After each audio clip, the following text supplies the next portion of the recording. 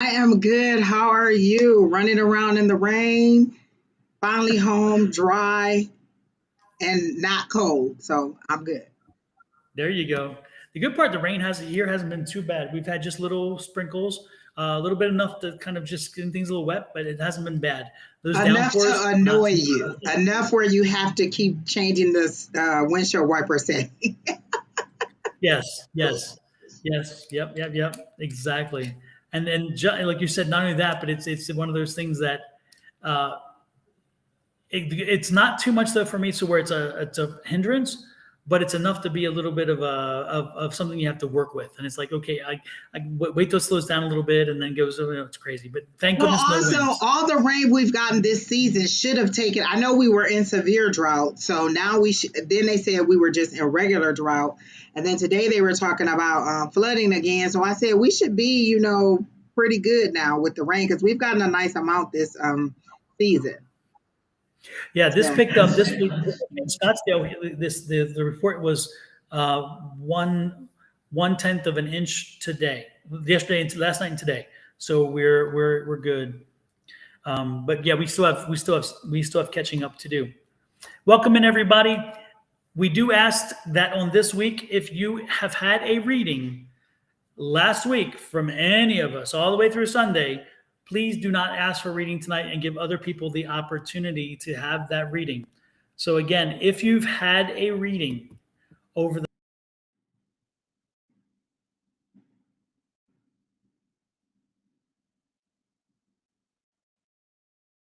week, an opportunity to get on there tonight. If you do not mind, we would appreciate that very, very much. And Kina has a good memory, so she'll know which ones she'll know which one hi, does and doesn't. I'll Alice put it that Rivers. way. Alice Rivers has been. Look, Keena, write that name down because that's who I. The last time we went live, I said, Keena, her name is Alice. I can't remember her name, so tag her so she'll know. So Alice Rivers is on here because every week she's like, I've been looking for you, and we were live on Sunday. So Alice, I don't know what's where you are, East or West Coast, but Sunday at 3 p.m. West Coast time again, and then it'll be 6 p.m. East Coast time. So I'll be back um, Sunday, Alice, because she's always like, "Where are you? Where are you? Where are you?" She found us today, Don. Fantastic.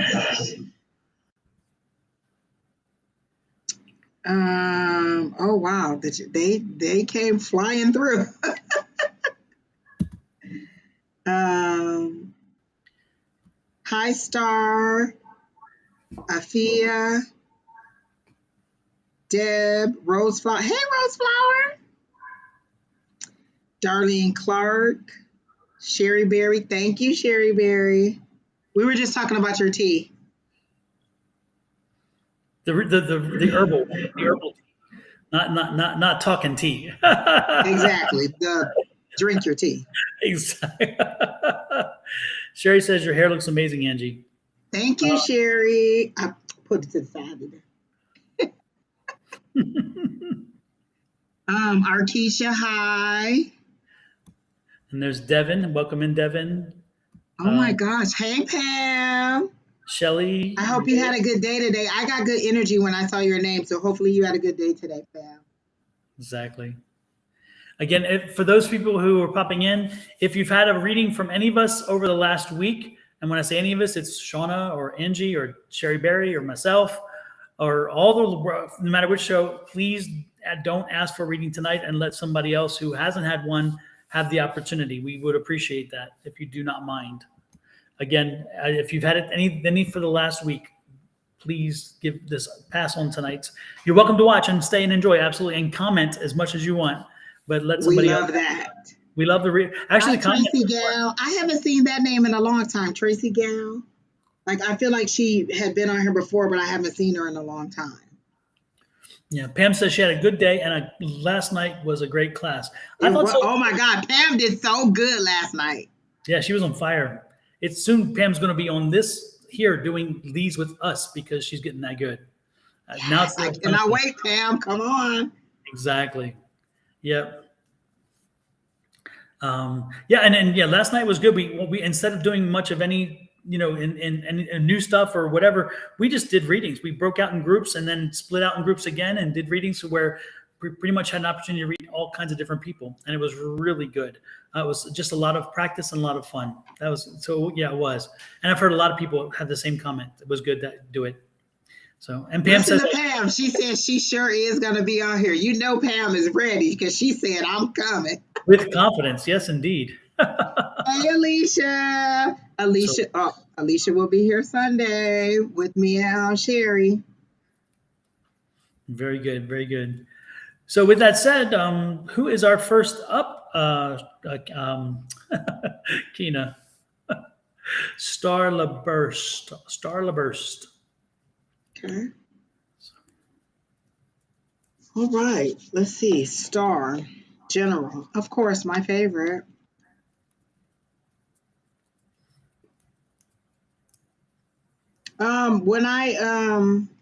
Okay, let me make sure this is not just because that's how I read your name, because they showed me a dam that is being pushed to the limit, and then you're on the other side trying to hold it together.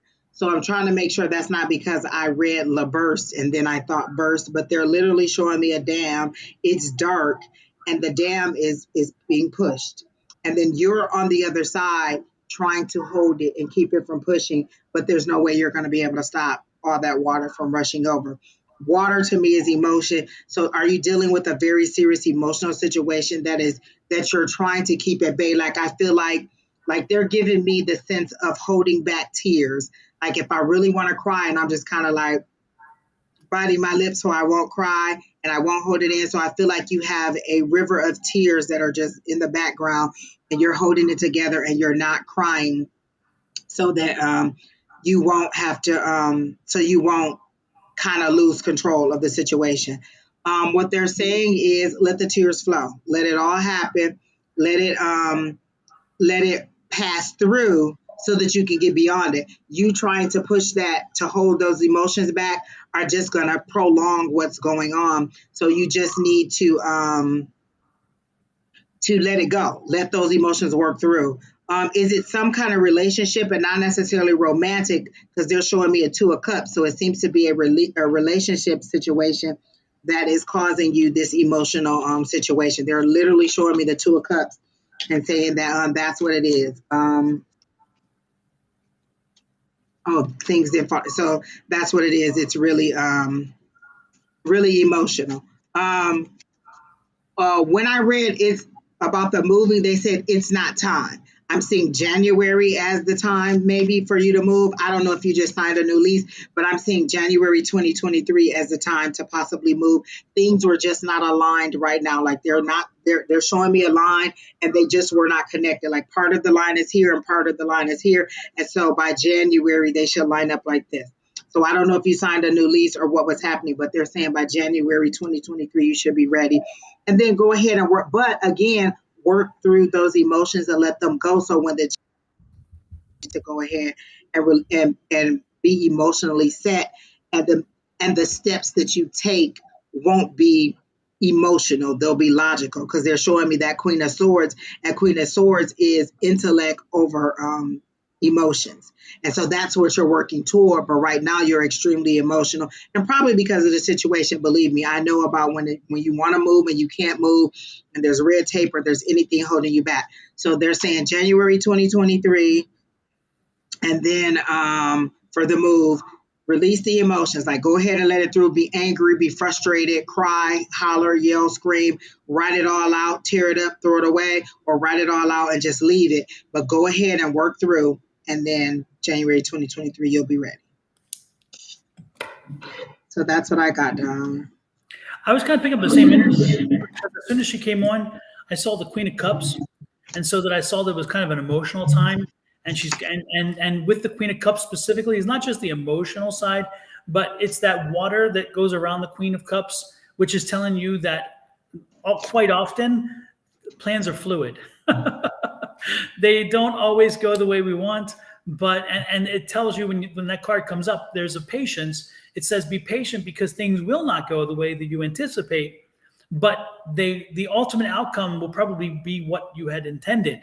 So again, don't put as much stock in the fact that things didn't work out quite as well or quite to the extent that you had thought they would be for every time stamp as you move along, but know that you're still going to get there. It just may not be on your time. It may be on divine time, and divine timing trumps all of us no matter what. So that's what I was seeing. I also was sensing that there's a bit of a conflict. Are you having a conflict with your mother? Are you having That's what she said. It was a conflict with her mom. Oh, okay. I Yeah. was sensing that. Sorry, I didn't read the comments. Sorry, but yeah, I was sensing that conflict, and that's part of the issue. But again, time will take care of that. The best thing to do about that, though, is the 5 of Swords, and that's drop it, let it work itself through. Don't push it, because if you push it too much when it's too raw, you lose instead of gain. So just chill out, let it work itself through. You'll be fine. Okay. The ultimate thing that I see, though, again, is you getting what you want. You're getting there, just not on your timing, based on your timing, and not based on your original planning. That's all. Okay. And they're also saying it's like you're thinking because of my mom. It's not necessarily because of her. She was a catalyst that kept you from moving, but don't let it be like, oh, I blame my mom. They're literally showing things were just not lined up for you. And that is just the one thing that that the icing on the cake that prevented you. So don't be like, oh, it was my mom's fault. Ultimately, things just were not lined up for you yet. And so they're getting in aligned for you, like Don said, like you're ultimately going to get what you want. It just wasn't time, and it's in divine timing. So it's going to happen. So don't be like, oh, my mom this or my mom that. It's really not her fault. She was just a catalyst this time, or the thing that was used to keep you until it's time to go.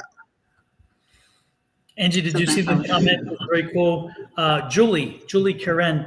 She says, hello, I wanted to thank you, Don, for let go, let God, and your affirmations. Angie Lewis, thank you for your tell spirit what you want. When it comes, grab it. She said that your song should be, and I was thinking to myself that Spice Girl song, it's like, tell me what you want, what you really, really want. And that's, Yes! yeah. So she's like, tell spirit what you want, what you really, really want. And I was like, yes. Yes. That is isn't that the Spice Girls or Spice something Girls. like that? Yeah. Tell me what you want. Yes, Exactly. I think I told that to somebody. Oh, no, it was when you're ready, let me know. Yeah, because that's what it was. I was reading somebody and it was like, when you're ready, let me know. We'll give it to you. Yep, that's what it was. Okay, Yep. I like that. Yes, Julie, I'm so happy. Yes. So thank you, Julia. Thanks for the feedback. That's wonderful. Let's see. Who's next in line? Kina? I'll tell you what I want, what I really, really want. I'll tell you what I want. Now that's going to stick in my head. Exactly. So, Afia Pascal. And may I get a general reading, please? Thank you. I'm not getting anything and they're telling me to pull cards, so I'm going to pull cards for you and see what I get because I'm not getting anything psychically. I'm told that you need to start. I'm told you need to start looking at a way to go out on your own. You need to start it's like you need to create your own business. You need to do something about creating your own business, your own space, your own energy. I believe that you're not coming. Your full extent of your gifts, are not being met yet. And so I get the feeling like you need to strike out and you need to expand and do whatever it is you do. But again, I don't think what you're doing right now is letting you be that full person. And I think there's so much more that is coming to you if you, again, strike on your own. So I feel like you're kind of stuck. So that's what I would suggest to you, is that what I'm getting is a feeling of getting ready, doing what you can to find a way to strike out and to maybe create your own opportunity, your own business, your own something, even a side hustle. But again, it's most importantly, you've got to work for yourself so you can show yourself the full extent of your abilities. What you got, Angie? That's funny that you said that because what came up was, and I don't know if you can see it that good. Oh my God, this light is so bright. Hold on. Seven of It's Cups. the 7 of Cups, and it's. Does it show better up here? Oh, it shows better on the screen. I don't know. It's the 7 of Cups, and it says dreams. So these are all little possibilities, opportunities is what they're saying. These are all opportunities. These are all things you don't know what's under there. So it goes right in line with what Don was saying. Like you need to figure out what you want and move forward for yourself. Like I don't feel like you're really actively pursuing whatever it is that you want. And I always get like the word textiles is really playing in my head over and over and over again. And I think you're the one I always get. And I always ask, are you some kind of clothing designer? Are you some kind of fashion person? Do you help somebody get dressed? And so clothing and textile always comes up, or fashion or something like that. So I don't know if you do anything like that, but it always comes up when you come into the chat or when you come in for a reading. I always get that clothing. I always get that fashion. So somewhere along the lines, something creative, something artistic, that's what it seems like you would really benefit from doing.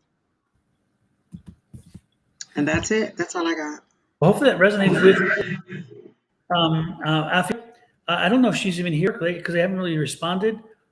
So I don't know if they've come in, checked out, and on the way. I don't know. But anyway, hopefully Hi, that Miss resonates. Linda. Next in line.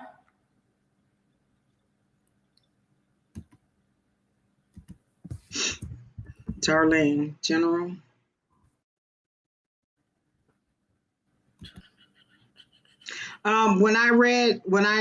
Okay, so I said, what information do you have for Darlene? And I heard close the door. So everything is it's nighttime for me. Nighttime is sadness, secrecy, or something in the dark. So it's nighttime. They're saying close the door, but you're in the room. You're close the door on yourself, and now they're showing me the hermit time. You need some time to yourself to reflect on your lessons. You're not necessarily getting all the lessons or understanding what you're going through and finding the lesson in it. So they're saying close the door, shut everybody out, because on the other side of the door is the rest of the house. It seems that they're telling you to close yourself off into a room and have some quiet time, have some reflective time, have some hermit mode, and then let the rest of the world carry on, because you're not getting the lessons that they're sending to you. It's like you're going through all these situations, and they keep saying you're going through all this strife, but you're not understanding what it is, and you're just thinking, oh, I'm a bad lesson to be learned in there. One, in who you tell your information to is what they're saying. You're telling too much information to too many people, and then they're like pouring water on your fire. So you're all fired up and ready to tell them what's going on. And then the first thing they do is they pour water on it. And so then there's just smoke. So you lose the momentum on your idea, or you think it wasn't a good idea because they don't see it the way you do it. Two, they're saying you're not really following through, but that's also because of step one. You're telling too many people, they're squashing your dreams. And so you're not following through on the things that you want to do. I'm seeing you as a very creative person, because they're showing me the Ace of Wands. Wands is creativity, is passion, and you're not following through on anything that you want to do because you're allowing other people's opinions to kind of keep you from doing it. So they're saying go in the room, close the door, shut the world out, reflect on your lessons. And they're showing me a list that you should see your lessons just like that. Reflect on your lessons, and then allow yourself to move forward in that light. But again, keep your information, your ideas, all that to yourself, and work them out, and just let people see what's happening and not tell them what you're going to do. So that's what I got.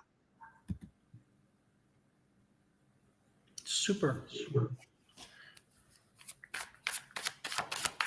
I'm going to turn to the cards for this one.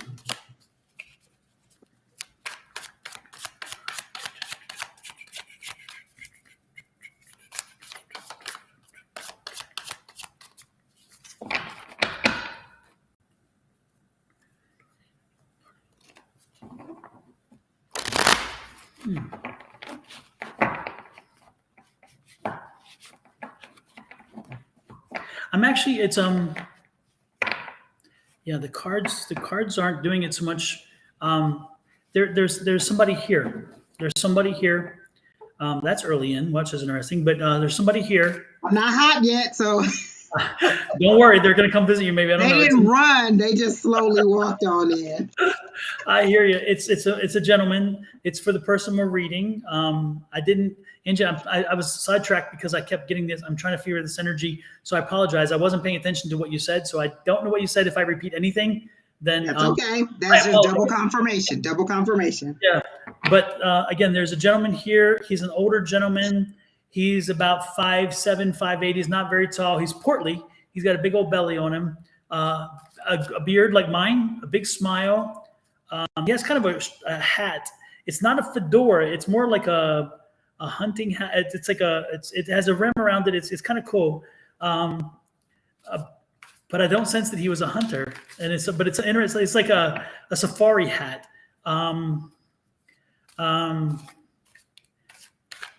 And I just feel like, and he's just a jolly person.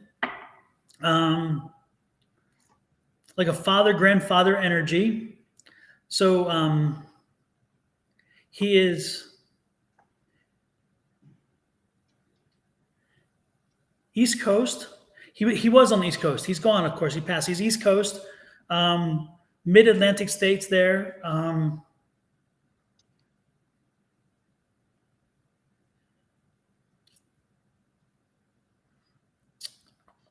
And it's like I'm hearing music. So he either played music or he sang music or he liked music, because that's what I'm getting. So this individual's here. Again, he's a father or grandfather with whomever we're reading. I don't even know who we're reading. So Kina, who are we reading again? I forgot. I don't know either. But anyway, that person's here, and that person is coming in just to let you know that he's there with you, that he's saying something about your mom. He's mentioning your mother. Something about your mother. And so whoever I'm talking to, is your mother still with us, or is your mother passed? This is your father or grandfather I'm talking to, is what I'm getting. Does this resonate with you, Darlene? Darlene, are you still here? Darlene, are you still here? Does this resonate with you? Does this person, is it a grandfather or a father? Because that's what I'm getting. But he's somehow talking about your mother. So I don't know if your mother is still here and your father, this is your grandfather or father. I guess they're not here. Darlene, are you here? Does this resonate with you? And I don't know if you guys think that this is all fun and games, but we literally are going to our spirit guides and inquiring of these questions for you. You pop in, then you pop out. That's like going to a restaurant, ordering some food, and then just leaving and going somewhere else because you didn't like how long it took them to prepare your food. We are literally going to our guides, asking these questions on your behalf, and then you have the audacity to just leave and never ever come back. Like, don't come on the list if you don't have the time to stay. We give you a thorough reading, and it's just kind of rude for you to come in and all this time we spent. Now this person's father is here, and she's gone probably on another live somewhere. Let me check and make sure they're not someplace else. What are they on? Which It's YouTube? It's your YouTube. It's my YouTube. Why can't I don't know how to find people on YouTube? I don't. But I was wondering if the comment was on my YouTube, because I can't believe that somebody would come on this fast and then leave. Jeez. God darn, that drives me crazy. Anyway, Darlene, sorry, I'm going to leave it here. This again, it's a father grandfather energy I'm feeling. I don't know exactly who it is, but I can tell you they're here and they came in. But it's funny because they were talking about they were bringing the mother in, and that's why I needed to know whether the mother is your mother and he's the grandfather, or whether he is. Like he's the father of your mother, or whether he is the husband of your mother. But I'm getting like the father of your mother. I don't know. I'm confused. But he was in here. If you see this later on, replay it. But just to let you know, he was here and he wanted to visit with you and let you know it's going to be okay. It's going to be okay. You're going through something. You were looking for a voice. You were looking for an answer. You were looking for somebody to give you to just let you know it's going to be fine. It's going to be fine. And that's the best I can do. I'm sorry, Jesus. Damn, that pisses me off. Oh well. Me too, because that's a lot of energy wasted. It is. It is. And this guy was very strong. He has such a wonderful energy. He's very happy and whatever, and I'm liking it. So, and what time? Next, Kina, who's next? So somewhere around the 24:50 or Yeah, so somewhere 20, about 20, 22 minutes. I was thinking the same thing. So Darlene, if you ever have to replay this, look around 22 minutes. You'll see when it starts. Sorry, folks. Next.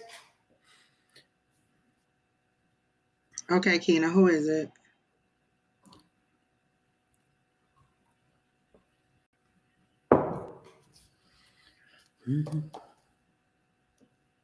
Yasmin Vegas. Are you here before I read? Because I ain't doing this again. Oh, yeah. Okay. Stop, like I'm here. Don't skip me. Got you, Jasmine. Thank you, All Yasmin. right, let's see. Yasmin, what's the illness? Tell me about this illness that you have, because I'm getting an illness. Something about an illness. Is it like are you having, like, there's an illness here? There's a physical illness that you've been coming through. Is it a blood situation, something with bloodborne, or is it? It's just like in the stomach region. Is it something there? I'm getting health. I'm getting illness. I'm getting, again, something either blood or in the stomach area. Does this resonate with you, Yasmin? I've been struggling peritonitis. Okay, yeah, okay, super. And this has gone on for about a year. I mean, it's been like a year and a half, and something like that. It's been a while. You've been dealing with this for a while. And you've been seeing specialists who've been trying to work with you, I'm getting, but you just haven't. 6 She months. said almost 6 months. Yeah. Does that have to do with the food that you eat? Because I plus COVID. Oh my gosh. Jesus. But you've been working with a specialist, but yet it hasn't been resolved. It has not been resolving itself, correct? Because no to the food, or is it yes? My question was too soon, so I'm guessing it's not there. But again, you've been working with a specialist, and yet it hasn't resolved itself, right? And now you're failing in nursing school. No to the food. Okay, good. Yeah, Yasmin. Unfortunately, the one thing that I am getting is that this is not. There's still some. You still have more to deal with. This is not an illness that's going to be over soon. You're still going to have to deal with some things. And I'm wondering if again, I'm being shown a pause, the two pause things. And so I'm wondering if maybe your nursing school needs to have a pause so you can get yourself better and healed, because I don't think this is going to be a short-term journey. I think that this is, I think this is going to be a little bit longer-term journey. And so I'm getting the pause. So you may want to put the brakes on something if you can, and give yourself an opportunity. Anyway, so you know, that's kind of what I'm getting there. Angie, have you anything else to add to that? She's saying that it doesn't have to do with the food she's eating. But that's exactly what I got. Like when you were describing what was going on, I got that it was cause of the food. It has to do with the stomach lining and inflammation and things of the stomach. So I got that it is something to do with the food, but I also got merry-go-round, and they're showing me somebody on a merry-go-round, and they said you can get off at any time you want. You're just staying on there, going over the same things over and over and over, going over the same situations over and over and over. So one thing is affecting the other thing, but it's all because you won't get off the merry-go-round. Is some of this related to a relationship or something, or some kind of failed romantic situation? She says she also has lupus. How can I get off? Just get off. And someone at my school actually called me dumb. Somebody called me mean. That doesn't mean that I am mean. You own whatever it is that they say. People call me mean. People call me aggressive. People call me all kinds of things. And you can either own it or not own it. Do you think that you're not smart, or do you think that you're in nursing school? So you had to have some level of education to get into nursing school. You seem like they're showing me that one meme where all the numbers and the letters and the formulas are kind of going all around. You seem to you need to slow down for one and take a little bit more time to understand it. That's the problem. I don't think you understood everything at the beginning, and then everything else just went lightning speed. So with you not understanding the basic part of it, everything else just built on top of that, and it built a house of cards that's just collapsing. So what they're saying is go back to the beginning, slow down, get an understanding of that beginning, and then everything else will come into focus and make sense. And then all the formulas, all of the information will kind of go together. But I am getting, okay, she said her husband is extremely supportive. I'm getting some kind, and it doesn't have to be a romantic relationship. Every time I say relationship, somebody thinks that it's romance. It could be a friendship, it could be somebody in school, it could be somebody at work. But there seems to be some kind of emotional issue that is also weighing on you. So you have several things. So you have the health issue, you have the emotional issue, and you have all these things that you're just letting happen over and over and over. And what they're saying is stop. For one, just stop the whole everything and regroup. Start from the beginning and relearn everything. So if you really learn that key part or whatever part that seems to be confusing, learn that, and then everything else will make sense. It's like you have to learn addition and then learn subtraction and then learn multiplication. And then like you can't learn one before you learn, you have to know how things go together. So there's an order to the way you learn things. You just have to figure out how that first beginning part and then everything else will line up. But there's a really strong emotional pull on you. Like one thing somebody says to you really, really weighs on you to the point that it just feeds your mental and you can't get it out of your head. So you struggle and then you actually end up fulfilling whatever it is they said because you can't get out of that frame of thought. So what they're saying is stop, regroup, and relearn it, and then get it all together. But that's how you get off that merry-go-round, is because you just pile more stuff on top of the stuff you didn't know. So it seems like you don't know anything, but you really just need to go back and relearn that from the very beginning. So that's what I got. Super, super. Well, Jasmine, hang in there. It's not easy. And most importantly, I think, Angie, one of the things you mentioned, I thought Jasmine needs to hear once again, is that, Jasmine, you got into nursing school. You can't be dumb if you get into nursing school. I mean, you have to take a lot of science classes. You have to take a lot of math classes. You have to take a lot of stuff to get into to nursing school. And nursing school is competitive. So believe me, if you allow somebody else to tell you you're dumb after what you've already accomplished, then unfortunately, my dear, the problem also lies with you, because you know better, and you should. If you don't know better, then you should know better. And so I'm asking you to don't worry about what people say, because you know what? If I worried about what people said, I wouldn't be doing this, because Lord knows a lot of people think I'm going to go to hell for doing what I'm doing. Hello? But do I give exactly? But do I give a damn? I don't think so. And not only that, but not today. And that's just the way. And if I do, they'll probably be in there with us. So we'll all be in one nice little room together. Exactly. And then you got to deal with me for eternity, as y'all say. But also, Yasmin, Pam says she has lupus, and she said clean eating does help. So it's like you're stacking all these things on the top of each other. So you have this issue, you have this issue, you have this issue. And so you have to figure out the bottom of it in order to make the other things kind of fall in line too. So although it may not be directly that the eating is affecting the one situation with the stomach lining, it could be affecting something else. So look at the total picture. That's what they're showing me like this. Look at the total picture and just pick it apart and figure out what the problem is. Like because you asked me, how do I get off the merry-go-round? And they're literally saying, stop, tell spirit, tell whoever, however you pray, however you get your message to the universe, God, your source, just say, hey, stop. I want to stop I want to stop everything, and I want to start over. And then just walk it through. But you have to say, stop. Otherwise, it's just going to keep going, and it's just going to get worse and worse and worse.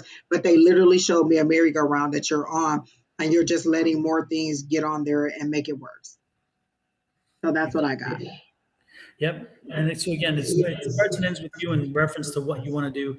But I wish you well, and I wish you continued success on getting well. But I would also make sure that I'm doing all I can to make my body my temple, and help the doctors help you in that sense. Affirm Wellness said you may also want to look at other options, because she was saying maybe that Western medicine isn't the only answer. So Wait a that's minute, Don, we didn't hear you. It glitched when you said that last part. Look at what? um, um, Affirm said, look at what? oh, look beyond Western medicine because maybe Okay, there's look beyond. Okay. Yeah. Yeah. And then Linda said, opinions of others who have no significance to you should not matter. So Exactly. what difference does it make? And whoever said it, if it was somebody in school, you're both in school together. So if you're dumb, they're dumb too because you're both in the same class together. And both of you had to use the same requirements to get in. And let me give you one more piece of advice. Are they paying the bills? If they ain't paying the bills, then why are they renting space in your head? Hello. That's it. Just wanted to put this one out too. Oh, yes. Keena said that. Give grace, but not at the expense of your sanity. Exactly. There you go. So keep on moving forward. Was it Darlene? No, this one is Jasmine. Keep on moving forward. And again, go back to the basics. You have to go back to the beginning and read and go from there. That's all I'm getting over and over again. Hang in there. Keep fighting the fight. So next in line is who, Keena? We're moving right along. Lori Menth. I remember this name, and she told us how to pronounce it, and I forgot. Yes. Manta. Lori, are you still here? Because again, if you ain't here, I ain't reading you. I'm a little burnt already on that one. Relationship readings, one of the things Angie likes the most. So you obviously currently are not in a relationship because I asked and they said, she said she is here. She's not currently in a relationship. She's looking, but they show you sifting through what would be like ripped out pieces of magazines. So and let me see why they're showing me ripped out, because these are pages in magazines that are ripped out, and they're all spread out, and you're kind of sifting through them. So are you thinking about going to an old person? Because they're saying it like you're sifting through what you already had to find something new. And they're saying you can't find anything new in what you already had. You actually have to take another approach. It's like you're doing the same thing over and over and over again. And they said you need a new approach. You need a new headspace. They're showing me the Queen of Cups. So you need to be more in charge of your emotions. There's a little bit desperation on your desire for a love right now, is how they're making it seem to me. And so you're very emotional. You're from here and not from here, and you need to think outside the box. So whatever method you are using to find love, they're saying you need to try a whole new different approach and just kind of be more open. But also they're showing me let it flow. They're showing me the word flow, and it's just kind of like let it flow like this. You're trying too hard to make something fit. Like they're showing me that you're trying to put a puzzle piece in where it doesn't belong, and you're just going to force it in. But the problem is, it's just not going to work. Is Darlene Clark the person that we skipped a long time ago? Is she the one whose dad came in? Father, grandfather, the two. Yep. Yeah, Darlene, we did a very good reading on you about at the 20 to 22 mark. Your grandfather or your father or someone came in and was talking about, and they kept referencing your mother, and we kept calling your name, and we kept trying to do the reading, and you were gone. So go back to like the 20 to 22 mark, and that's where we were talking about your reading.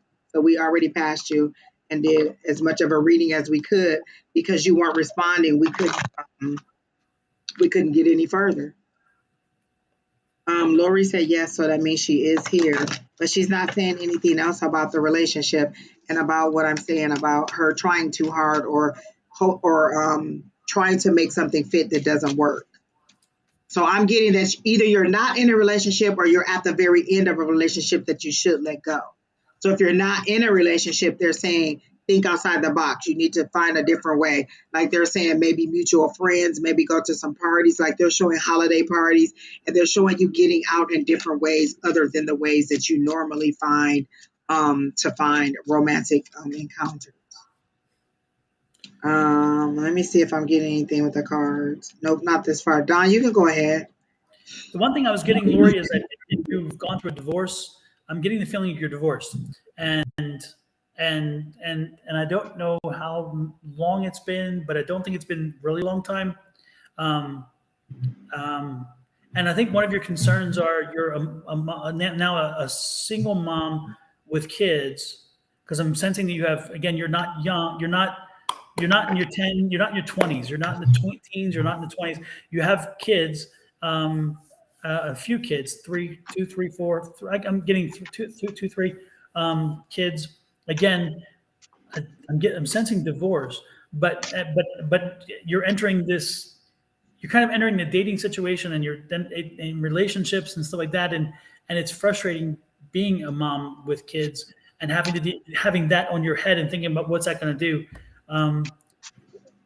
So I'm getting the feeling like part of the problem is you and the way in which you approach this situation, and not saying it negatively, but again, it's just the fact that you got to be kind of comfortable with and open with the knowing that there are people out there who are looking for an older woman, who are looking for somebody with kids. Don't mind the fact that you have children.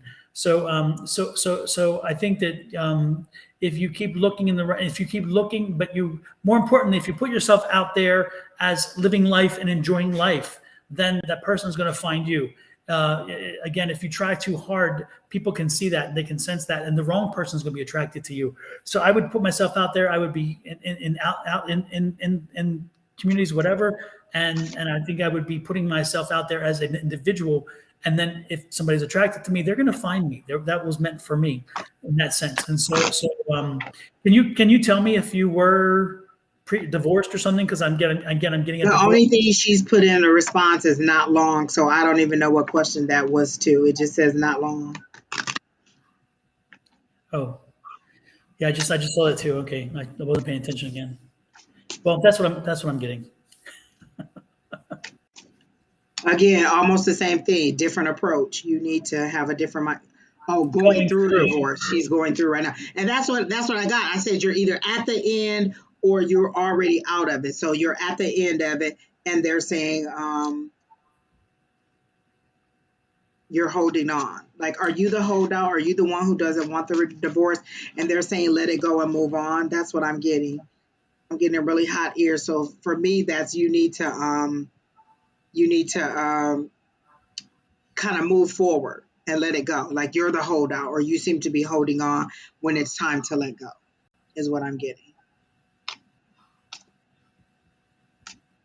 But that's it. She just said going through a divorce. She didn't say whether she was a single mom or not. Or yeah, I think she is. I think she has a few kids. And again, I think what you need to do is put yourself out and just be around people, and somebody's going to find you.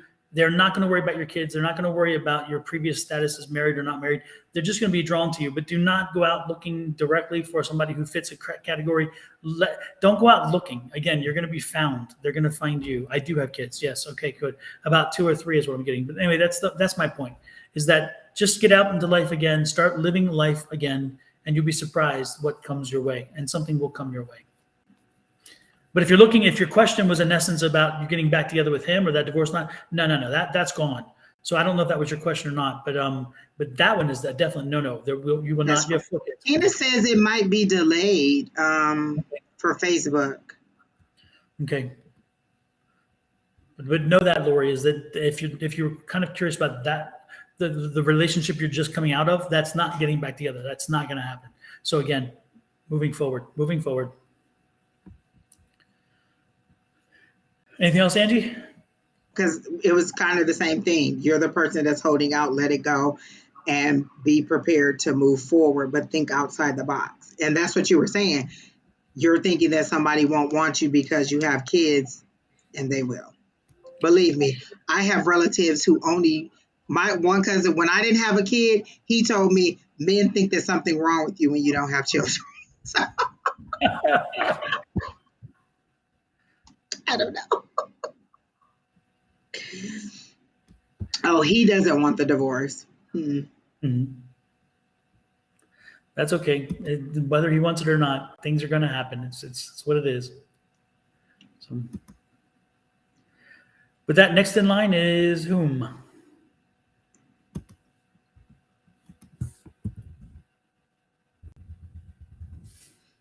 Before we get to that, there was somebody who caught my eye a minute ago, and I don't know if they're still here, but I'm going to go through it really quickly. Sharice Wilson from Facebook, she said, I just started a new job at South Carolina Department of Corrections. Was it a good move for me?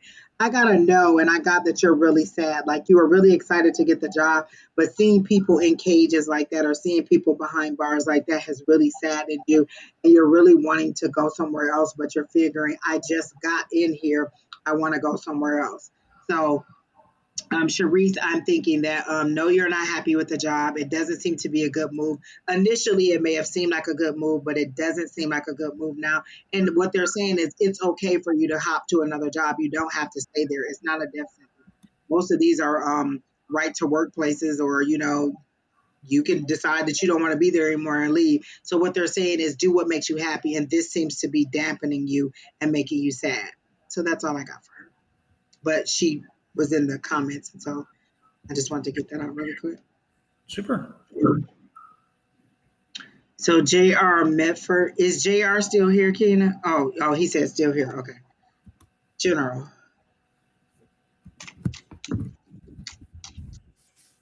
It's funny because it said J.R. Medford and you said General, then I saw General Motors.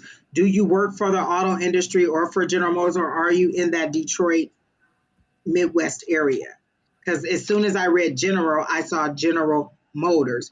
So I'm getting you're some way tied to the auto industry or something like that. Or Midwest, something like that. He said no. You're not in the Midwest either? I got General Motors. Oh. Or are you not working at all? Because I got the five of Pentacles, which is feeling left out, and the word on the top is poverty, or feeling like you're missing out on something. So are you not working at all? Is that what the situation is, and you're wanting to know when you're going to get a job? Let's see.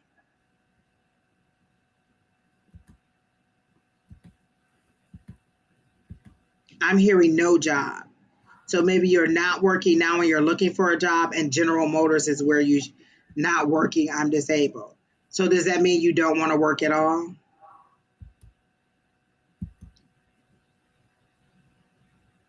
Because, and this is the thing, we've got a lot of people that come in and the first thing they say is I'm disabled, and that means that they can't work. There's a lot of disabled people that can work. But if you're saying that you can't working or you can't work because you're disabled, then I'm going to roll with that, and I'm not even going to move forward in that. I don't know what, then I have nothing else because they gave me all employment. Donna, you can go ahead.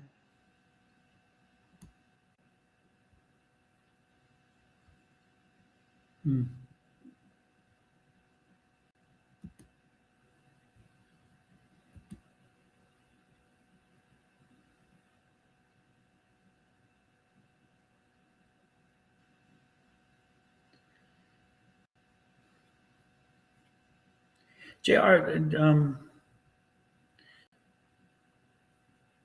don't know.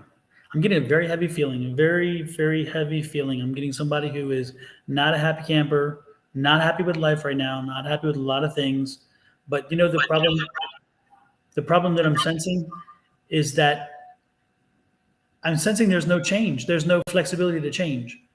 And that's I'm getting a feeling like, again, I'm getting a feeling like you're frustrated. You feel like, I don't know, like you're kind of beaten down, maybe even, I guess, I don't know. But again, it's like people have been talking to you and trying to work with you to figure a way to help you. And I'm getting the sense that you're so into the funk that that you can't see that there's something else on the horizon as long as you keep focused on that. So I'm feeling like you're so tied up in your own funk that you're not able to move. And so I'm let me tell you this much. Let me put it this way. When change is not embraced, then that's a choice. So you've chosen no change, which means stays forward, stays where you are. So again, you can choose to do a lot. You may be limited on what you can do, but you can choose to say, you know what, right now it's not working, And if it's not working now and you choose to stay in the not working now, then you're choosing not to change. And so there is opportunity to change, which means moving, and any movement sometimes is still movement forward, even if you have to take a sidestep from time to time. I just don't know how to put it. The point is that do I knew something. exactly what you're saying, Don, because the other card that came out was the Eight of Cups. Eight of Cups, and it says moving on. He doesn't want to move on. So I asked three questions of the Pentacle while you're talking. Is he unable to work? They said no, he can work. I said, is he choosing not to work? They said yes, he's choosing not to work. And then I asked, are opportunities being presented to him that he's not taking? And it said, yes, there are opportunities being presented to him, and he's choosing not to take them. So it's not that you are totally physically unable to do any work. You're choosing not to do anything because you've been labeled disabled. And so, if you came here for a pity party, we don't have one. What we do have is opportunities for you to make advancements and to find employment and to make a better life for yourself. But what we don't have is pity for you. So, again, like Donna said, I do get that darkness, but I get that he wants it to, so people can be like, oh, woe is me, and just be like, oh, look at how sad his life is, when you could actually be doing other stuff and move forward, is what I'm getting. Like, there's nothing preventing you from moving forward, from doing what you need to do to have a better life. You're choosing to take on that disabled energy and not move forward because you could be working. Yep. So I just think you've got to get out of your own head, out of your own space, and start looking that, you know what, something. If you want change, the change is you. You are the change agent. So that's all. That's what it's come down to for me. So we'll leave it at that. Next, Next. Kina. Thank you, Star. I saw he said Star said I'm obsessed with your hair, Angie. So am I. You see, I keep touching. It's me, Anju T. That name is very popular. Anju. She wants a general reading. Okay.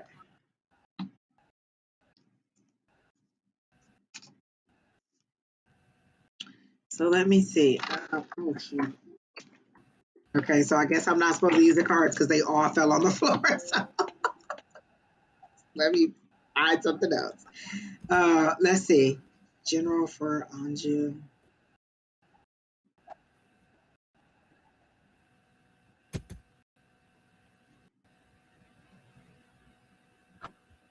The first thing I heard was move forward in the light. They show you balancing on the tip of a pen and not being able, like, you're balancing on the tip of a pin, but that's unstable. So they're saying you need to move forward a little lighter. You need to kind of jump off of the top of that pin. So for me, if it's a pin, it's either a sticky situation or it's something that's come to a point. Like, it's at the end, a point. Wow, that's a new symbol for me. It's something that's at the end, a sticky situation, and you just need to jump off. And they're saying, when they say lighter, the wind, the air, the universe, whoever will carry you to a more level ground. Like, you're balancing on something that you no longer need to be on. It's very it's a very sharp situation, or a very, like, it's something that's come to a point or to a head, and you need to just kind of, they're saying, walk away, move on lighter, move forward lighter. And if you kind of just let this baggage go, you can move forward lighter, is how they're showing it to me. Because they're showing me the 10 of wands, but you're not carrying the wands anymore. You've laid them down and you're just walking forward. So technically, the situation seems to be over. You just haven't laid the burdens down yet, because what they're showing me is you walking away, and they're actually showing me that 8 of Cups now, but they're showing you walking away, and you just finally laid the wands down and walked away without carrying a burden that you don't need to carry, is what they're giving me. So that's what I got down. She said balancing herself and her life, balancing myself and my life.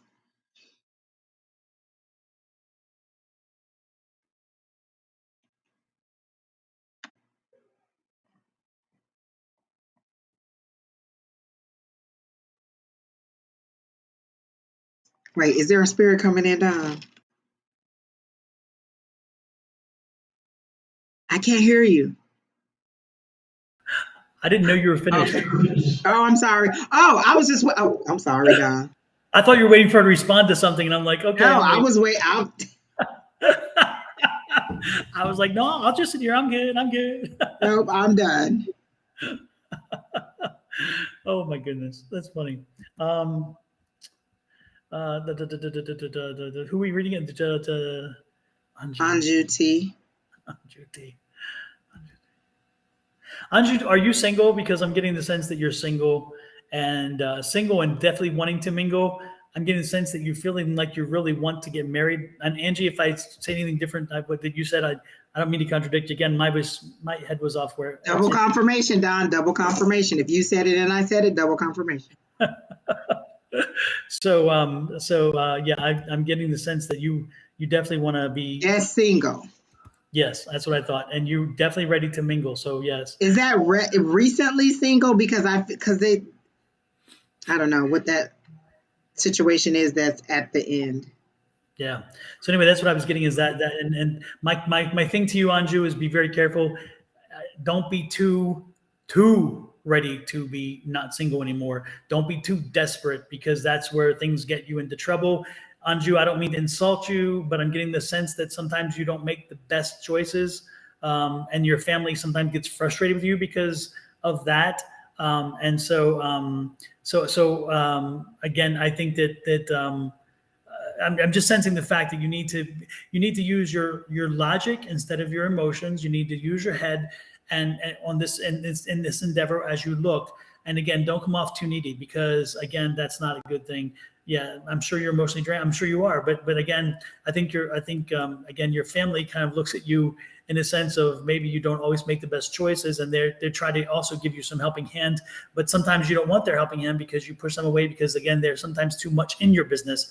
But again, most importantly, Anju, it's coming. It'll come. It'll come. It's coming. Just be patient.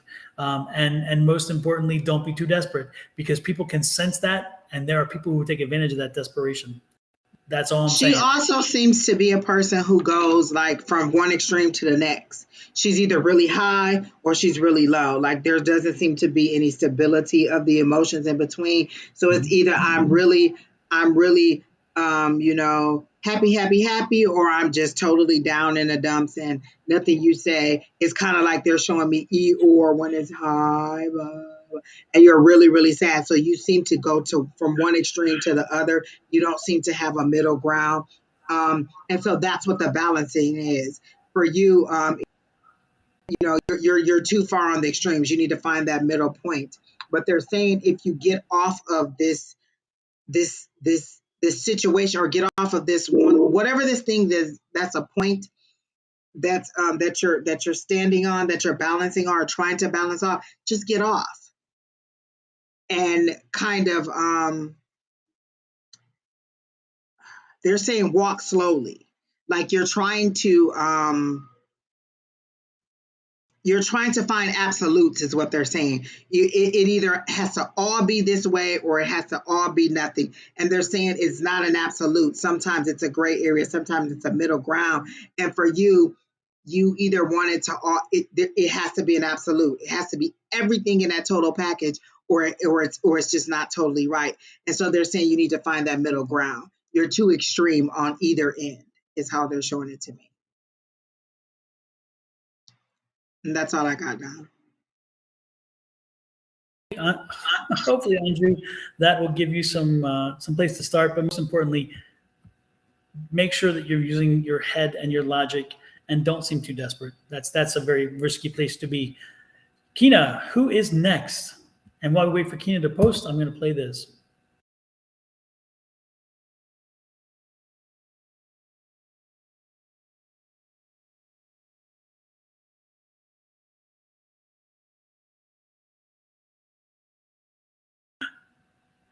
That's so cute. Don is a technical genius. Like he does everything. He finds everything. He tells us what to do, and that's how we know what to do. So don't forget to hit that like, share, subscribe, and follow button, please. Buttons, plural, please. Seashell case. Can I know about the true feelings and future? Are you married, Seashell? Are you saying the true feelings and your present husband? And let us know, Seashell. Are you presently married and you're asking about the present husband whom you could have this conversation with?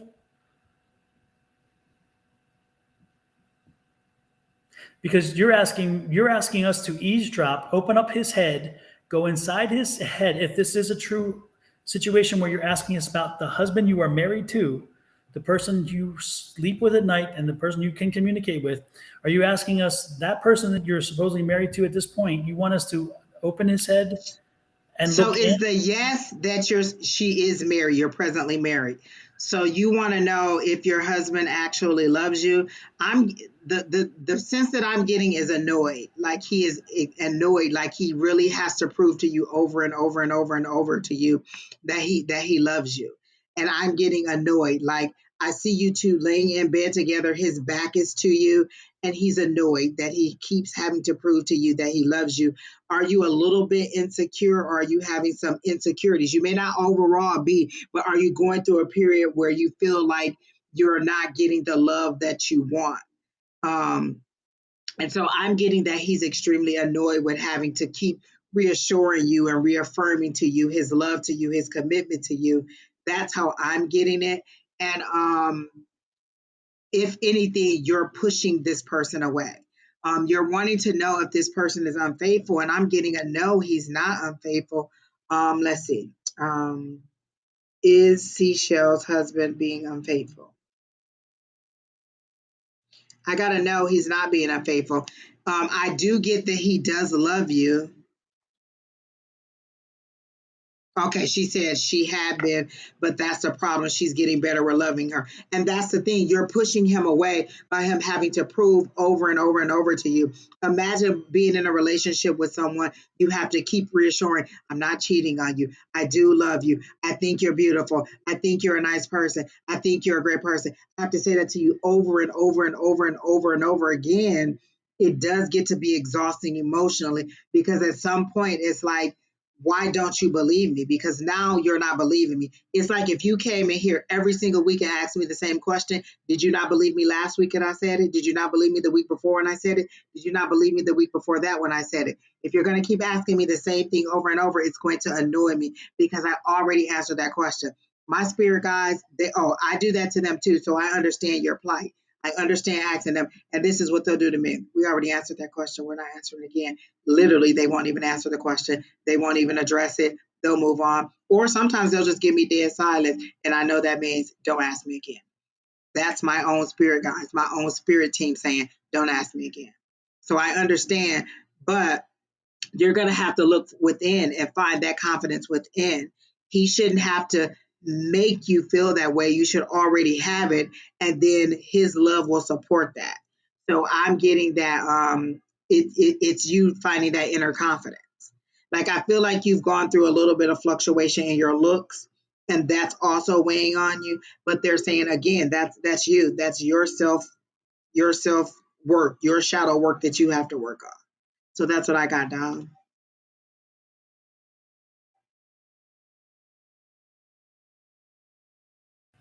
She says, I always wonder if he'll cheat in the future. I gotta know he's not going to cheat. I think he'll leave you before he cheats. Like it'll be to the point where I'm not going to keep going through this. And he'll leave before he cheats. I don't get that he'll cheat. Super. Good advice there, Angie. I like what you said. So who is next in line, Kina? All right, who's next? And like And Miss Linda Linda. said, being accused of something you aren't doing is a turnoff. And what happens to that trust? Like what happened? Why did you lose the trust? Did he actually do something, or are you just perceiving? I also get that maybe he's attractive and women kind of, look at him, and then you kind of compare yourself and think, well, why would he want to be with me if all of these women want him? He chose you for a reason. That's what you need to understand. You were the person he chose. He didn't choose any of them. He chose you for a reason. So understand that and know that out of all the people he could have had, he chose you. Remember that love and how you got to where you are. So that's what I got. Do you see us ever getting better? The issue is not on him, it's on you. The issue doesn't seem to be on him. So if you want to get better, it's what are you going to do to get better? So that's all I got. Let me add one more thing to the seashell. This is not psychic. You're asking, do we see it ever getting better?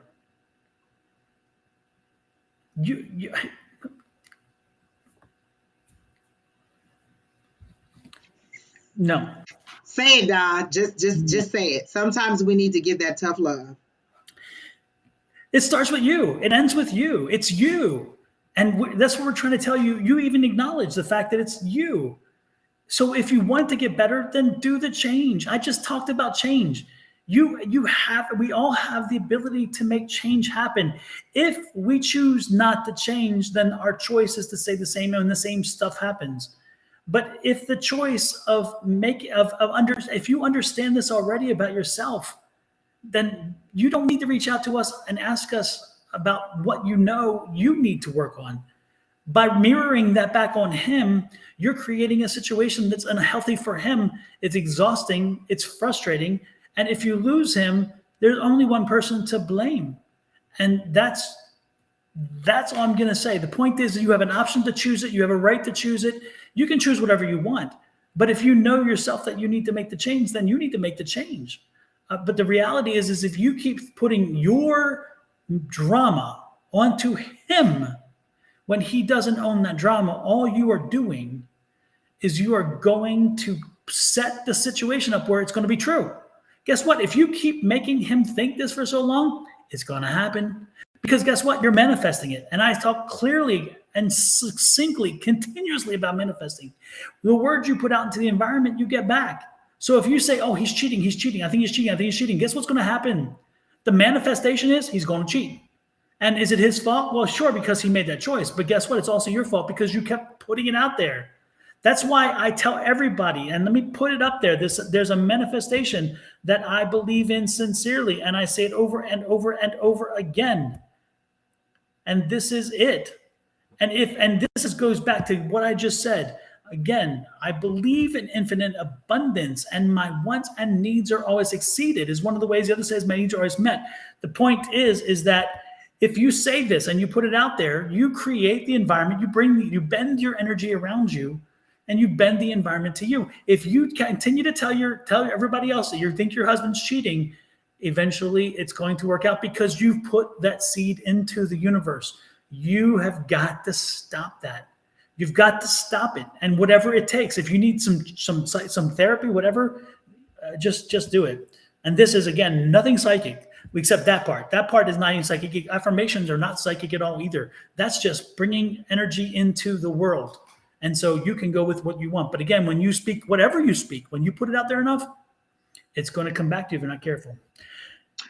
Another thing that I'm hearing, seashells, is think about it like this. Say you worked for somebody and they accused you of stealing money or lying in your documentation. Say you had to document things that are going on at work and you weren't, and they're accusing you of doing some things that you did, and you've repeatedly defended yourself over and over and over again.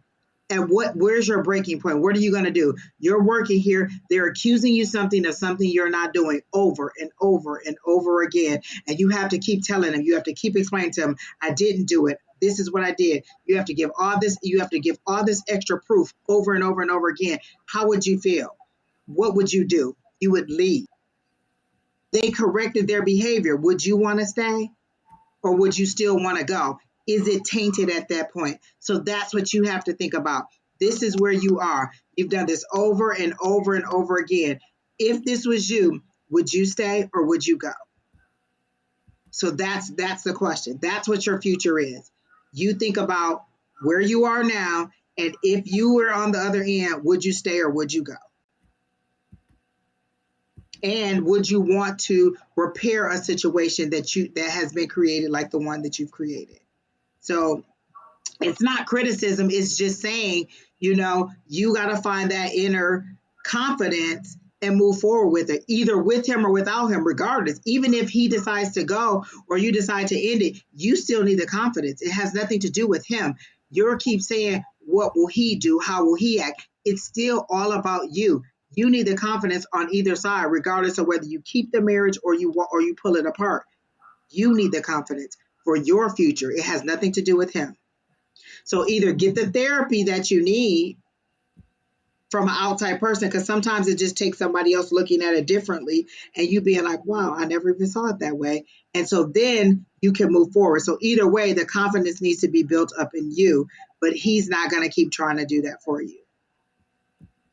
Or I know I wouldn't. I'd be like, I'm out. You only get, listen, you're not going to keep telling me I did something I didn't do. And that's all I got, Don. Super, super. I'm trying to find out.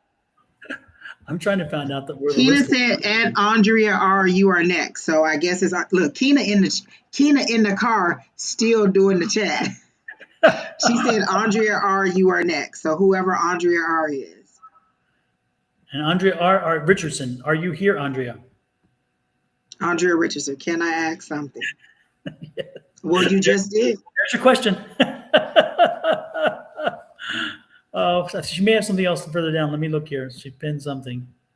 Here you go. Could I ask what I can look forward to with Kev in my love life?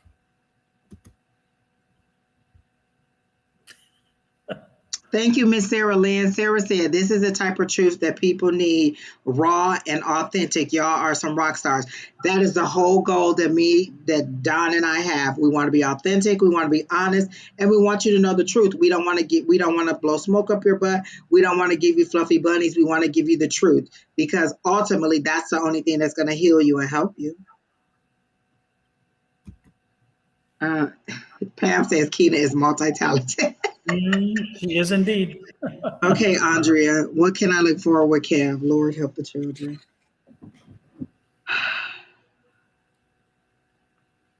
Okay.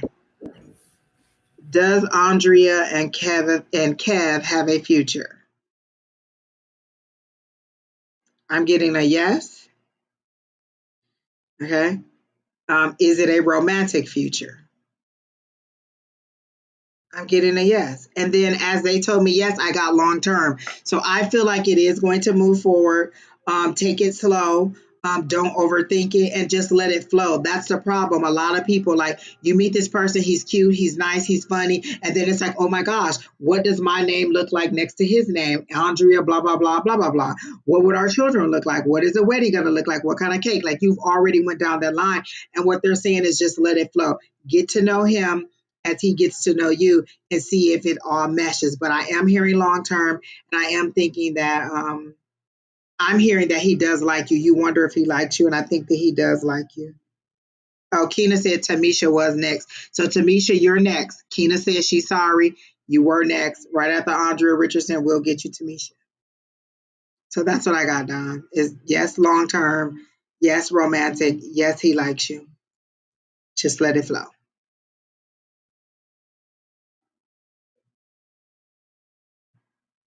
You're muted, Don. I don't see a question for Tanisha. Tanisha? Yeah, did you have a question, Tanisha? Because I don't see one pinned for you. Tamisha, put your question back in there. She just said, am I still on this? Yes, you're still on the list. Go ahead and put your question in there.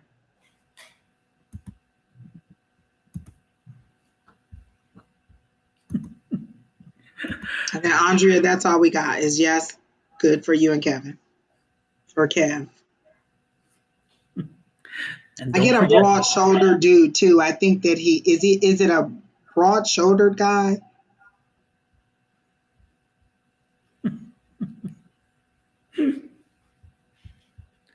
Let's see. Did Tanisha answer yet?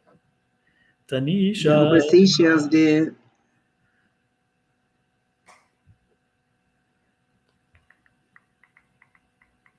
There's a second Seashells too, Keena said. I don't know where you are on the list, Miss Seashells. If you don't have the second Seashells, if you don't have time to wait, then you could just let us know and we can take you off the list. I just don't know where you are on the list. Yeah, I can't find the list. I was looking, I could not find it. I thought Keena posted it someplace, but I saw it stream across one time, but I couldn't find it for that. Tanisha, my dear.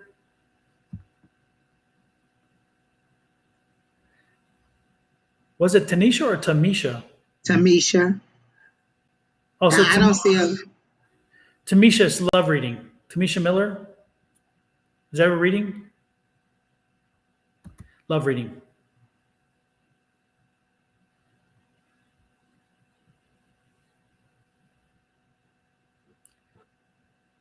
Thanks, Kina. Kina says it's a ticker thing. So I'll find it. Doo-doo-doo. Oh, the run across the bottom. Okay.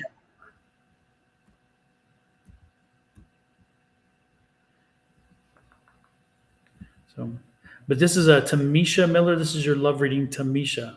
Oh, Don, Andrea didn't like my reading. She said, Don, tell her something too, please. Because obviously what I said wasn't good enough. So she wants to know what you have to say about her and Kev. Tamisha Miller, love reading.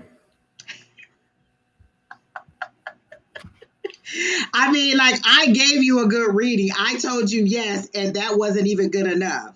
That ought to tell you how you are in a relationship. Like, I literally gave you a good outcome, told you it was good, and you like, oh, that ain't good enough. I need Don to also tell me it's good enough. That hurt my feelings. I just want you to know that, Andrea, that hurt my feelings. If I gave you a good reading and I even gave you a yes on a love reading and you like, oh, that ain't good enough, Don need to tell me too. So that ought to tell you how you are in a relationship. Remember that. Okay. Tamisha, you want a love reading? Okay.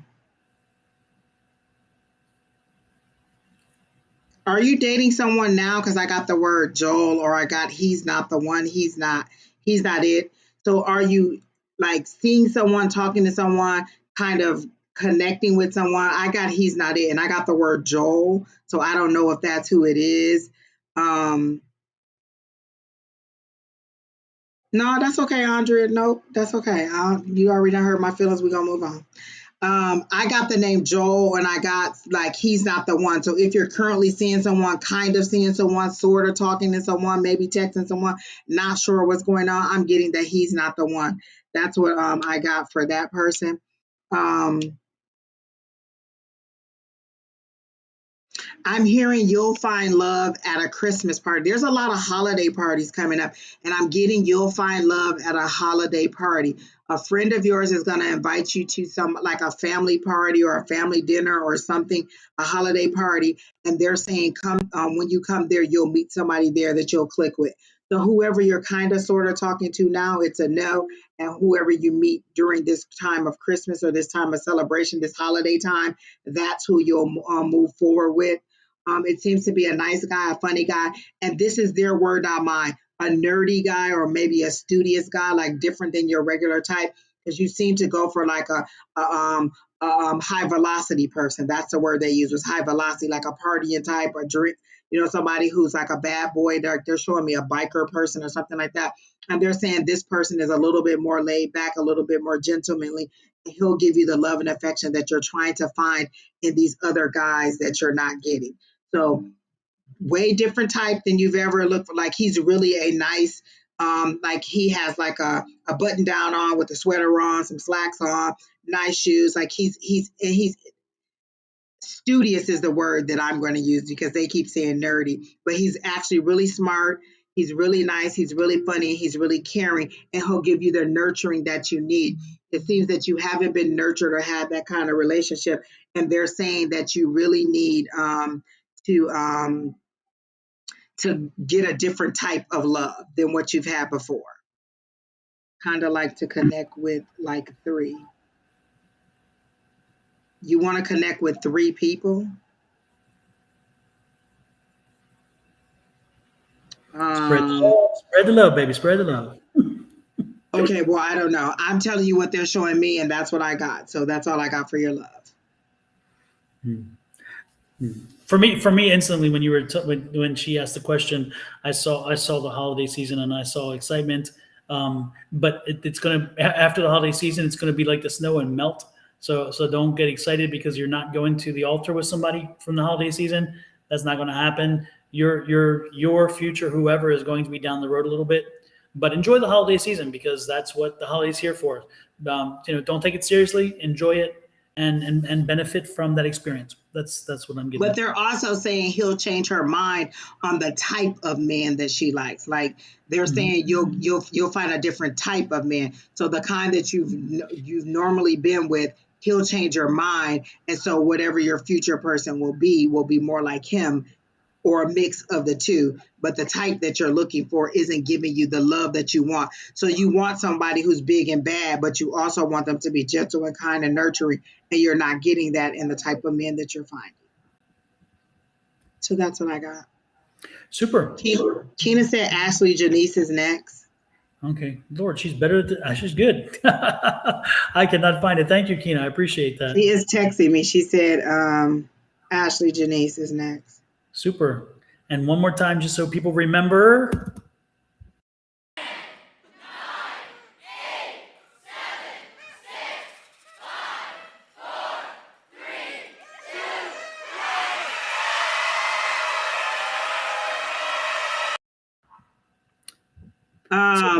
Yeah, so general for Ashley Janice, and then after Ashley Janice is the other seashells. There's another seashells on the list. Okay. So seashells, the second seashells, you're next.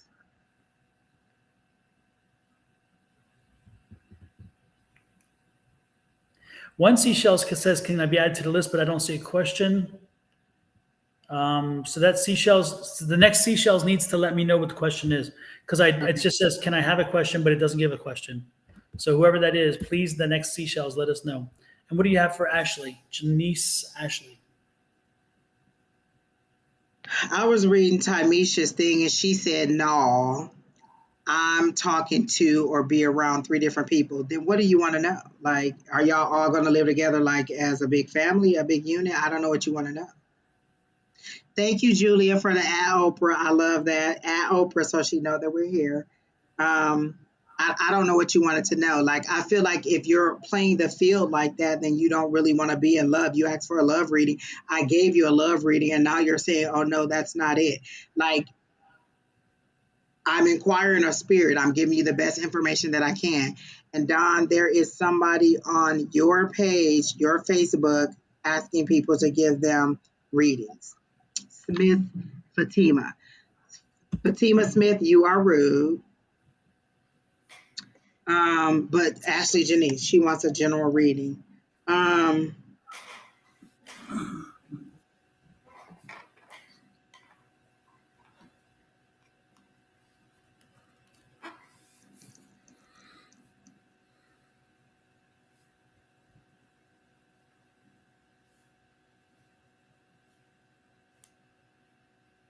seeing little, okay, let me make sure because I try to sift through the information that I already know so I don't get something else, but let me see.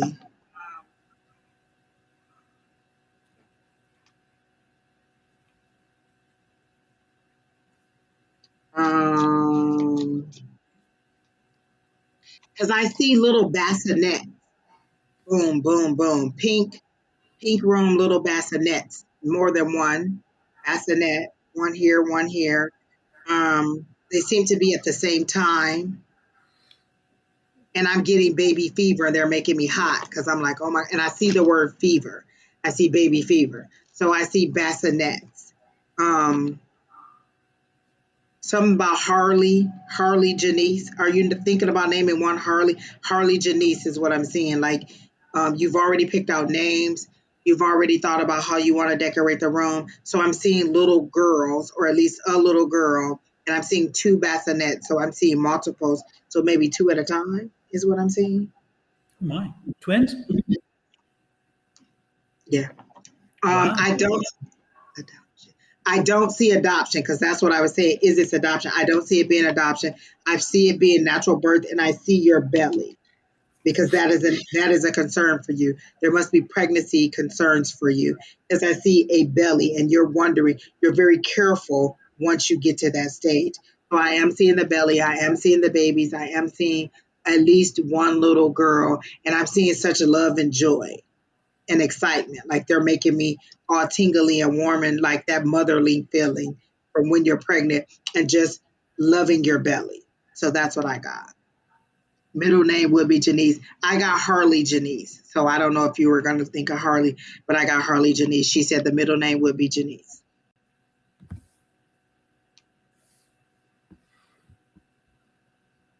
Andrea Richardson, you're okay. I was just messing with you.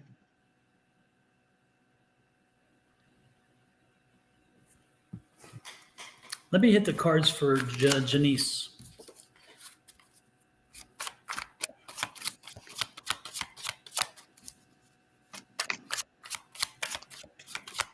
I feel like she's ready to stop working too. Like it's like, yeah, as soon as she gets pregnant, I'm not working no more.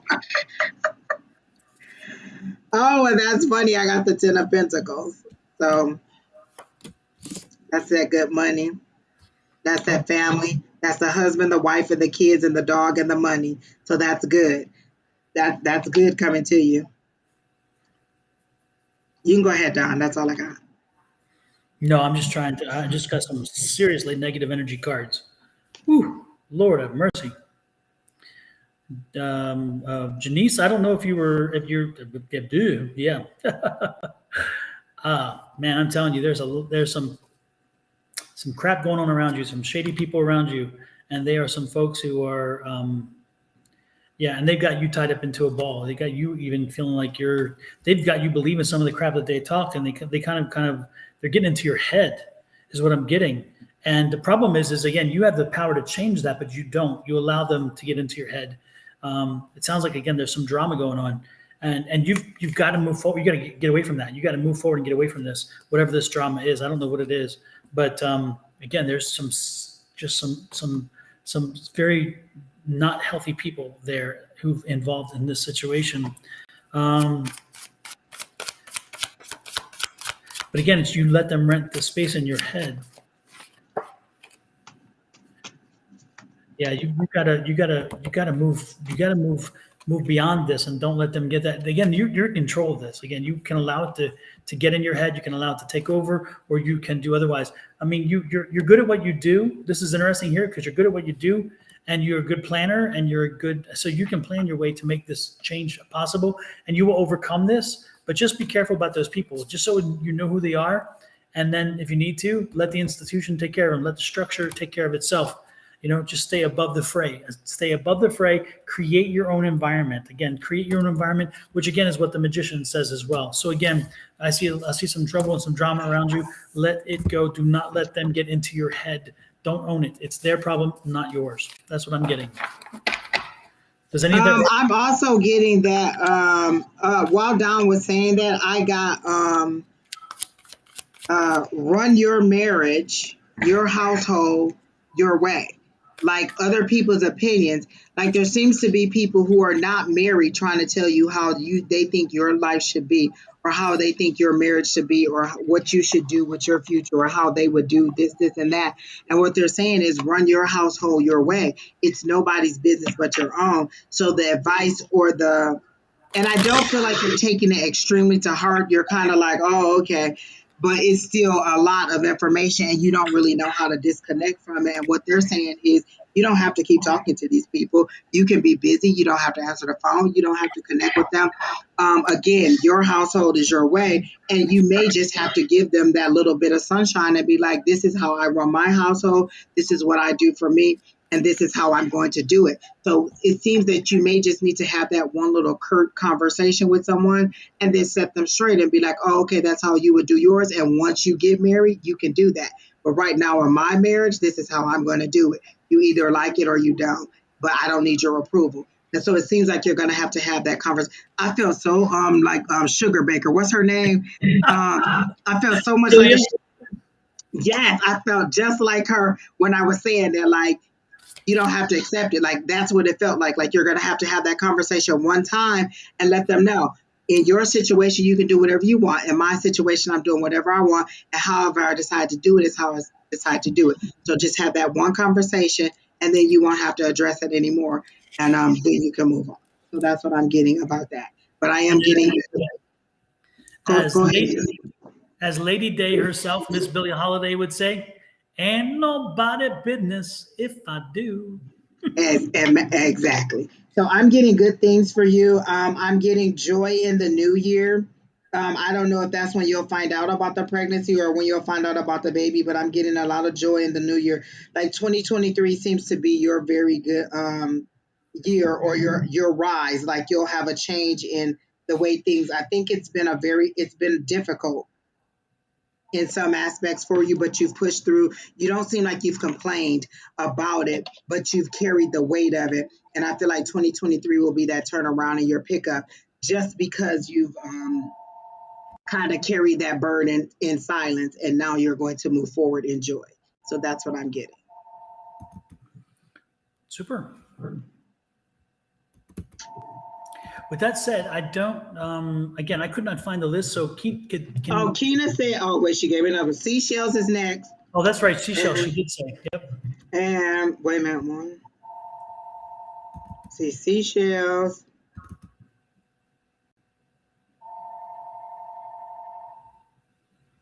She said the one who just commented about the rest of September and October.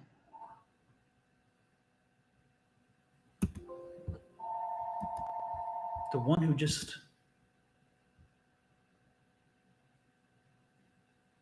Oh, General. Oh, so she's on YouTube. She's on your YouTube, and she's under the Smith person who was making all the. She's just before. Okay, so Tamisha made her last comment right there.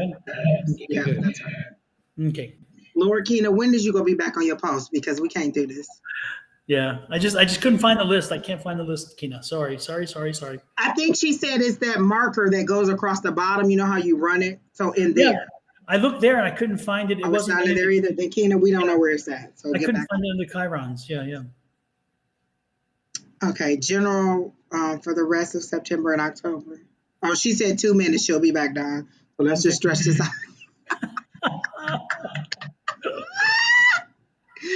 Okay, for the rest of September and October.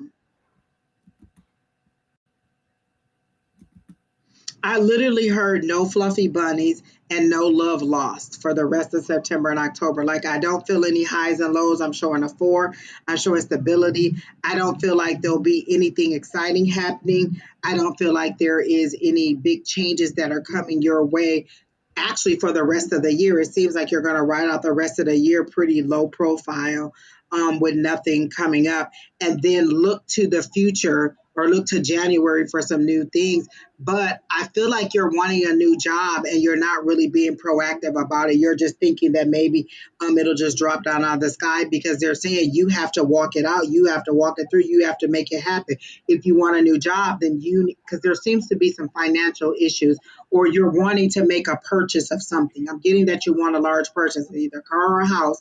You're saying you want to make a large purchase and you're wondering how it's going to happen, but you're not proactive in how you're going to make it happen. So you're either going to have to find another job that pays more in order for you to be able to afford this big purchase, or you're going to have to get another job or some kind of extra income. But I'm getting that you're going to have to be a little bit more proactive. But I don't see anything too much happening for the rest of September, October in either direction, not good or bad. It seems to be very flatline. Like they're literally showing me an EKG going across, and it's just flat. There's nothing. It's stable. I'm getting a 4 on that.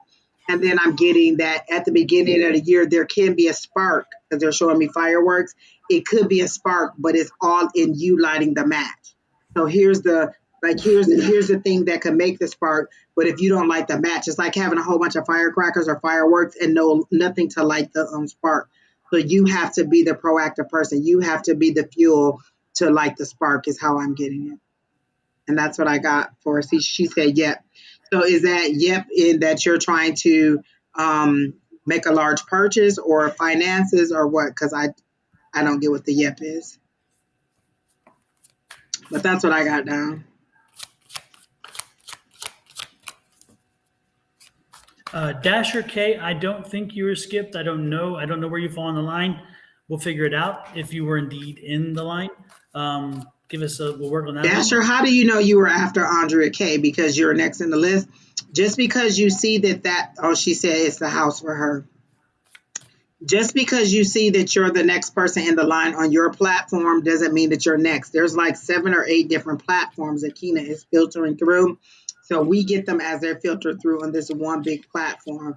So I don't know how you knew that you were after Andrea, but Kina didn't tell us that you were after her. And she could come in and tell us that we did skip you, but we'll just have to wait and see. Um, but I don't know how you knew that you were after Andrea or how you decided that you were after Andrea. Well, I see again, you must have been looking for a house for a while because again, it's coming to an end. So again, you found the house you're looking for. You're going to create a new stable environment, which I love, which is great. And then of course there's a high priestess. And so this is going to be your chill space. This is going to be a place the home is going to bring you a place of serenity, of peace, of tranquility. And it's going to make you kind of feel like you've arrived where the home to you is so much more than a house. It is a symbol. It is a symbol of your struggle and of getting. It's like a status symbol in your head of like I've made it, whatever it is. I'm there. So that is a good thing I see. I love it. And again, it's the beginning of a new life there, a new time. So enjoy that house, enjoy that experience, revel in it. And there will be some changes coming along. There'll be some frustrations along the way, to get to closing, but you're going to get the closing. You're going to get the house. So enjoy that. Enjoy that very much. The list is scrolling across the bottom of the screen. So Farrah J, you're next, and Dasher K, you're after Farrah J. Now, where did she find that? Because I've looked in that. I don't know. Kina put it on there. Like, look, I know, and I'm looking here. It does not show up in my ticker at all. In all my tickers, it does not show up. And yet, right there. I think Kina hit it. And she came right in and put it up. Like, let me put this up. I know, like nothing. Like whatever. It's whatever. Oh, Lord have mercy. It's great. Hey, I wanted to show everybody. I got a new logo for Sonoran Mystic Tarot, so I'm going to put up real quick and show you. And Jojo earlier said, "Nice logo, thanks, Jojo." And you made me remember to do that. Look at that. Isn't that nice? I love it. I like the wolf, the gold wolf more than anything. Mm-hmm. I like the moon too. I guess I like it all together. Yeah. And the stars for me mean, possibilities. Yeah, and see the eye here. The eye with the or you can say it's sun, or you can see an eye here, which I like. And the initial idea had 2 different cactuses, but I took one out and decided to move it put a wolf instead, and I thought it looked so much better. And of course, I always love the moon. And then I chose 2 of them. So this is my big logo, but this is the one that I use for the circles. And look at this one. Isn't that cool? So I love it. Yeah. So anyway, just want to show those. That one is just clean and simple, and still has that wolf and the cactuses, and it's got my orange in it, which I love. But the moons, see the moons around there? I just love it. So anyway, so my 2 new logos, and I can't take full credit. I have to thank the guy on Fiverr. I went on Fiverr actually, and I shopped for a guy on Fiverr who will do the logo. And this is the guy I came down to. He showed me his portfolio. I may have to find out who that was, Don, because I know what I want my logo to look like. I already know what I want it to look like. I want it to be red and black and white. I know exactly what I want it to be. I just need somebody to draw it. So I may have to go to your person, Don. Yeah, and the cost was unbelievably cheap. I mean, then definitely pass on his information. yeah. And I went back. Remember, he sent me 5 different options. Oh yeah. When I set it all up, I said, these are the things that I kind of feel for this. And I told him I told him the stars, the moon, the cactus for the desert, coyotes or wolves for the desert, some other things, and a mystical feel to it. And he came up with 5 really good logos, which made it hard because I couldn't throw all of them out, any of them out just like right off the bat. And I'm thinking, damn, I wish I could throw one out, but it didn't. They were just that good. And then ultimately, I saw. And there was one that I don't think anybody else. I like the one that had that blue in it, that turquoisey blue. That was my initial choice. That was my very first one. When you showed us all of them, that was the one that caught my eye immediately. I like that color. Yeah, that was the wolf, wasn't it? Oh, Keena said she liked that one too. Yeah, I don't know. On the list that you gave us, that was the one. It had that blue in the center of it, or it stood out to me immediately. yeah, yeah. I like that one too. It was a wolf, and yeah, and like Oh, Keena said she thinks it was number 5. it was the fifth one. It was the big one. I'll show Oh, it to yeah. you. This is the gray background one, but it looks better in black even. Um, but Thank you, this Miss is Alice. She said she enjoyed the show. Thank you for tuning in. See you Sunday. Oh, I like that too. The background's a little too gray. Yeah, the background's too gray. Yeah, but this was in black, but I couldn't find the black one real quick. But anyway, yeah, that's the one you guys liked too, and I liked that one. I was initially drawn to that one, and I kind of kept moving. I kept going back and forth. It was hard. It was hard. They did a great job. The guy did a great job. So Angie, I'll send you his information. You definitely want to. And again, his prices unbelievably cheap. But I kept going back. I mean, and he was cool. Every time I came back and said, I want this tweaked, I want this tweaked, he's like, okay, no problem. Do, do, do, do. And then do, do, do, do. I'm like, damn, he should be getting tired of me by now. Yeah, He's and like, then it's cool. I know how they are. I know how they did. But he probably also knows what it's like when you want something perfect. And so he Yeah, probably wants to give you a very good yeah, product because look, now you have other people who are like, oh, what's his name? Who is he? How can I, exactly. use his services? So I'm good And for that. ultimately, he gave me all five. He gave me all five logos, so I own all five logos if I want to use them, which is nice. So Oh, that's good. that's cool. Anyway, next in line is we just did Seashell, right? So it's next Yeah, is so seashells, the house is coming January, low key for the rest of the year. Increase your finances, increase your money. That's all on you. And then the house is coming, definitely. So, Keena, who's next? Oh, is it Farrah J?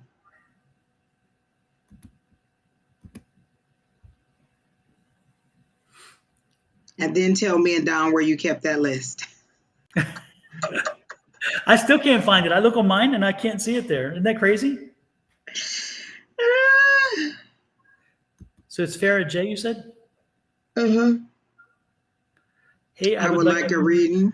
Okay, Farrah, what do you want to know? What's up, Farrah? Come on, give us something. Give us something good. Please don't just say my Bojo or something. I'm here. Okay. So do you want general? Do you want love? Do you want specific? Do you have a question? That's what we're asking you. What is it that you want to know? I immediately got a whole bunch of kids around you and love, like a loving feeling, like little kids or younger individuals being very attached to you. Are you some kind of motivational person, like you motivate people, you speak to people, or is that something that you want to do, like mentor little children or mentor younger youth? Because I definitely get a whole bunch of younger energy around you.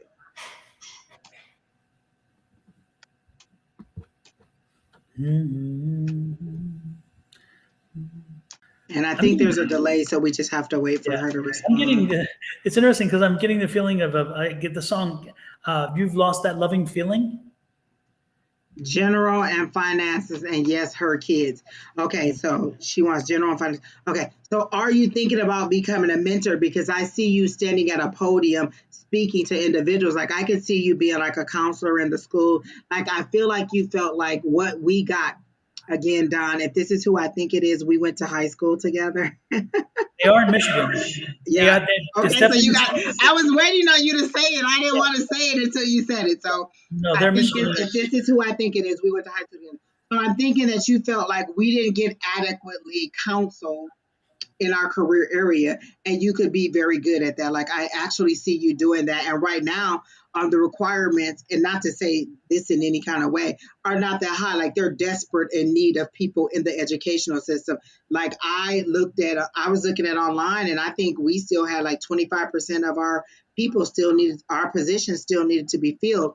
So I'm getting that you would really be good in a mentoring role. I don't know if you ever thought of that because I think I heard you saying, oh, no, not me and the kids, but you're very good with kids. It seems to be like you really, like you're real, you're honest, and you speak on their level, not above them, but you don't lower and make them less. You kind of build them up. And so I'm getting that you would be very good as a motivational speaker or as somebody who would encourage you in order to make a better life. but also based on the way that you've lived your life and the things that you've gone through, you could be like, okay, well, this is how it happened for me. This is another option you could take. So I'm very much getting that you could be a motivational or some kind of mentor for children and get paid to do it.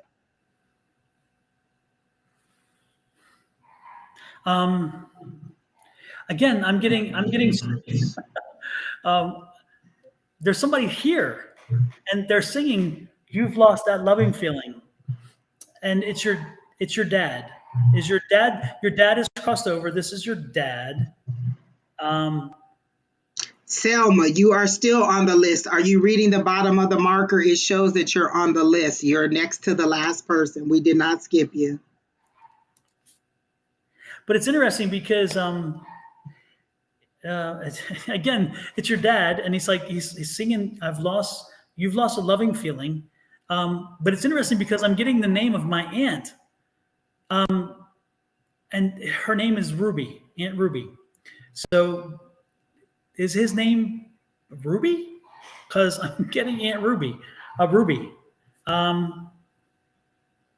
But are you having? Or I mean, he thinks you need love. You're kind of. I think you feel unloved, and that's what he's telling me. He's like, you're feeling unloved, and he wants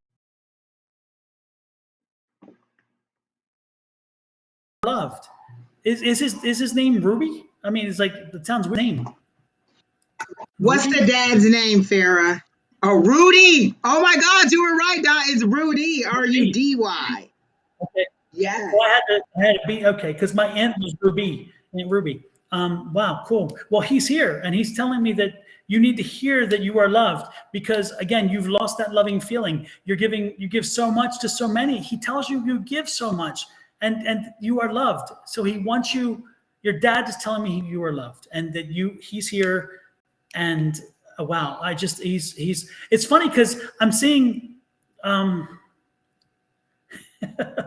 He kind of looks, I don't know anything about you, but he kind of has like a little bit of a Latino look and he has like the mustache. He has some facial hair. He has like a little bit of Latino look to him, like a mix of Latino and African American. Is he like, there's something, is he lighter skinned or something? There's something about him that has this, I don't know.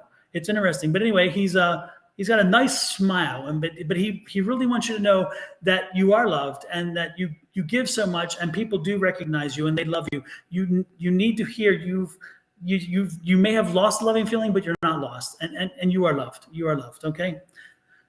Thank you. I'm getting like, as you were describing how much he loves her, I got like warm brownies. Like, how would you feel if somebody gave you warm, gushy brownies? That's how I feel inside, like all warm and gushy. Like, oh my gosh, like an overwhelming sense of love. Like he really, really does love you, but he wants you to know that you are loved too. So I get that. Oh my gosh, he really is sincere in how much you need to know that you are loved. And I don't feel like maybe you don't think that your kids appreciate what you do, but she said, I've always called him Hector or Guido because he does look like that. Yes. Okay, I don't think that you feel like your kids appreciate you, but they do, because I get that they kind of cling to you and they may sometimes get on your nerve, but that's the loving bond. I don't feel like you understand that that's love and not just them wanting and just coming to you in need. That is love, because some people don't even have that source to go to, and it feels like your kids can come to you as that source. So appreciate that they will even come to you, because some kids won't even come to their parents like that. And I feel like you need to know that. Like, that's what he wants you to know. Like, you are appreciated, even if nobody's saying it. He tells me that other kids come to her too. Other kids confide in her what they can't tell their parents. Mm-hmm. So she's like the person who people really do come to, and they love you. They trust you. They just maybe don't say it enough. And so you're the go-to. You're the woman that a lot of people turn to. They want to talk to you about things because they know, first of all, it's not going anywhere else. That once it's in it's there. You don't share it. Secondly, that you're going to give them good advice, and thirdly, that you're always there. And so, but the problem with that again is he's giving me is that you're there for everybody else, but you really feel like nobody's else there for you. And in return, you have to know that everybody's there. You are very well loved. So know that, okay? Wow. Thanks for And sharing. think about that. Think about being that motivational person. Like, I think you're discrediting yourself and your natural ability, because to you, it's just being you. But what they're saying is, because I'm getting goosebumps, is that you really need to look into being like, are you thinking about starting some youth foundation or some kind of nonprofit organization? And if you're not, they're saying that you should. Like, you really would be an asset to the community and to the kids in a bigger way, and a lot more people would support you. Like, different people will come in and be like, oh yeah, I would do that, I would do that. And so you just have to know that you're valuable. You don't see the value in what you do because it's just you being a mom or you being who you are, but you have something that is valuable, and you really do need. She said, yes, I have before. So definitely, if you have, maybe do it again or something like that, but you definitely would be an asset. And I am getting that you really should think about mentoring or helping out the youth in some way, because you could be a big change agent. And that's Now, all I got. I'm getting Oh, one go more ahead. message. I don't know if this even makes sense. I don't know. But he's saying something about something you baked this weekend. Did you bake something this weekend? And I'm not talking cook, not on top. I'm talking bake. Did you bake something this past weekend? Because he's talking about something that you baked, but he's making it sound like it was very recent. Like you baked something, and somehow that is something that is traditional or something that is very connected to you and your family. Um, he's again, I'm getting baked. And so he was just kind of like a confirmational thing of talking about. I can't place it anyway. It's interesting. So yes, you do bake, and yes, you What baked did something you this week. bake? That's what we want to know. What is it? Yeah. Because it's like he's pointing. He was happy with that. It's interesting. He's pointing out this. I don't know. I can't figure it out quite yet. I'm trying to make it come. It just yeah. I did. Yeah. What was it? Was it one thing specific? Because I'm for some in my mouth I'm tasting sweet. I'm getting sweet, but I don't know. Was it the brownies? Oh yeah! Wow, wouldn't that be something? Yeah, Was there it was the something. brownies? Chicken Yeah. rolls and a dessert. What was the dessert? Dessert. Was all of that in the oven?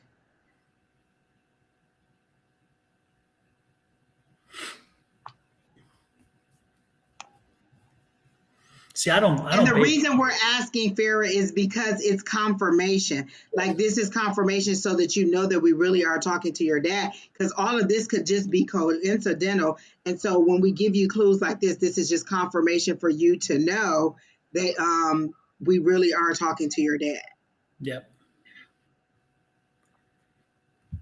Cinnamon rolls. Okay. That's that ooey gooey feeling. Yes. Okay. That's sweet. I That's thought that it was sweet. brownies, but I definitely got, because I feel like, oh, I feel all warm and gushy inside. And so Yep. that's what it was. Okay. Super. Well, he wanted to acknowledge that. So he was there. He was there this weekend with you when you were baking. So I don't know if you were feeling something weird or something. If you, let me remember, Farah, think back when you're off with us, think back over your weekend while you were baking and feel in your head, rewind a little bit and see if you felt something like nudge you or push you, or you heard something that you thought you heard somebody talk to you or say something and you looked around and nobody was there, or you smelled a certain scent that you associate with your dad, or maybe even you felt the room get very cold and it was hot because it's baking.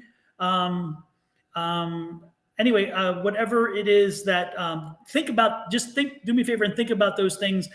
I will not be surprised if once you've had a time to think about it, you'll think of something that was very unique. And that was your dad letting you know that he was there. But you probably blew it off because you thought, oh, it's just a weird thing. Because why would he come to my kitchen? He was in the kitchen.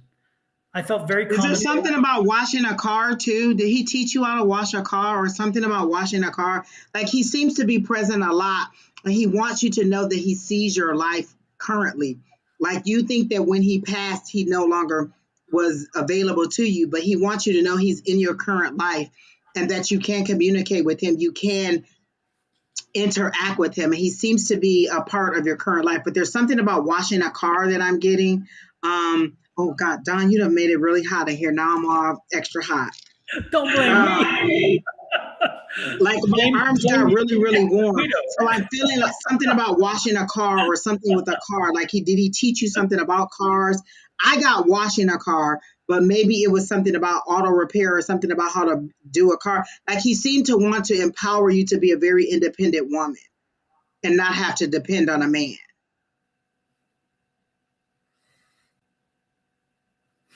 Well, I don't know because there's a little bit of delay, so we have to wait until it catches up. But she said she felt very calm and relaxed. And all of you who are talking about, oh, I thought I was next, I asked this, I asked that. Again, there are 7 or 8 platforms. Kina takes them as a filter through into us, not as you see them on your side. So if you didn't make the list, we're sorry. Me, Alicia, and Sherry will be back on Sunday, and Don and Shauna will be back on tomorrow morning. So we're sorry if you didn't make it through. And most of you just wanted a love reading anyway, and don't get an attitude like that. She says she needs to wash his truck and get the tires fixed to start driving it soon. Okay, so that's why he was showing me washing. Maybe he's mad that his truck is dirty because I literally saw washing a car. Like, oh, okay, maybe he taught her how to wash a car. You better go get your daddy truck clean, girl. He is not having it. There seems to be a finance issue too, and I think he's pushing the money toward you. Like you're going to get an unexpected windfall or unexpected money of some kind of way to help you because he doesn't want you to let that car or that truck seem to be very important to you. And so he's going to funnel the money into you some kind of way for you to take care of whatever needs to be done. So do not let it go. Like that is his thing. Do not let it go. It's been sitting in the garage. Okay, so definitely wash his truck. Well, thank you, Farah. Thank your father for joining us as well. He's such a good spirit. I just love the spirit that he brings when he brought it. I felt a very positive, but a very loving spirit. He loved you. He seems funny too. Like he just will light up the room. Yeah. No, I think he had a very good sense of humor from what I'm getting here. He's very he's just light energy. He's not heavy energy. Yeah. He's very light energy. And so I appreciate that. And I definitely get that she thinks he left too soon. And I don't know that he doesn't think that he left too soon, but he does wish he had more time. Yeah, no, he needed to go. He needed to go is what he just told me. He's like, there you go. She may not have gotten enough time with him, but he needed to go. He needed to go. Okay. Yeah, which is, I love that feeling because not everybody does. Not everybody, that's strange. But no, he needed. Yeah. In his mind, so then it's her feeling like he left too soon because I got the feeling of left too soon. So it's her feeling like she wished she would have had more time. Exactly. Yeah, she would have liked more time, but for him, he needed to go. He needed to go. I love it. Again, he's a very magnanimous gentleman. There's a great. Anyway. Wow. Well, we're happy for you, Farah, and thank you for stopping in. Like, share, comment, let people know. Thank you for stopping in. Always good to see a good friend, a nice Michigan friend. And come back on Sunday. Me and Alicia will be on here Sunday. Exactly. And let's remind people.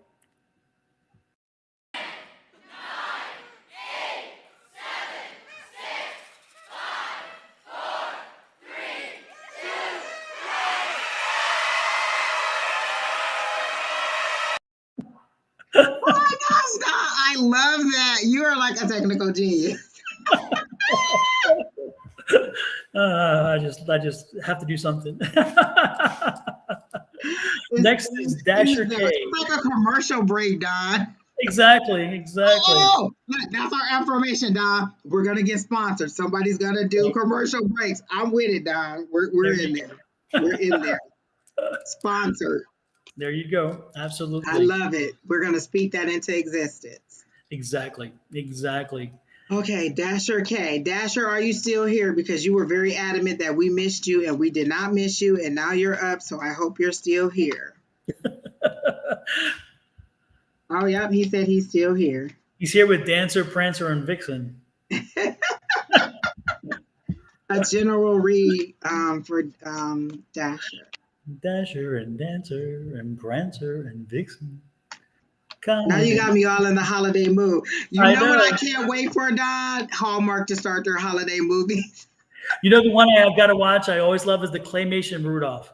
Oh my Oh God. yes, It is like yes. my go-to Christmas movie. I mean, that's when I know Christmas is here. When you get my claymation Rudolph, you know. Okay, so Dasher, I wasn't getting anything in about you psychically, so the cards just started falling out, and I just want to confirm one more thing with this card.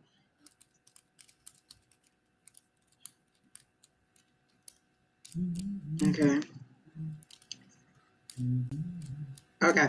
So I got the King of Cups and the Lovers card. So the King of Cups came out first, and then the Lovers came out behind it. So the King of Cups for me is like being in control of that motion, knowing your heart space, but also being in control of it. Um, there's a lot of water. There's a lot of power. Like kings are at the top. Like they're headstrong. They make good decisions. So I feel like you're in that headstrong situation. But then I got that there's a new love. So that's what I wanted to confirm. It's not a current love. If you're in a current relationship now, and I'm hearing no, you're not in a current relationship, love is coming to you. And you see how much they are in love with each other, how they are only looking at each other and nothing else around them matters. That's what you're going to get into, that deep love. Like that love is coming. So that was the question that I asked the pendulum. Is it a current love? They said no. Is it a love that is to come? I got yes. I don't know how long it'll be. So don't ask me when. Oh, he said I'm married.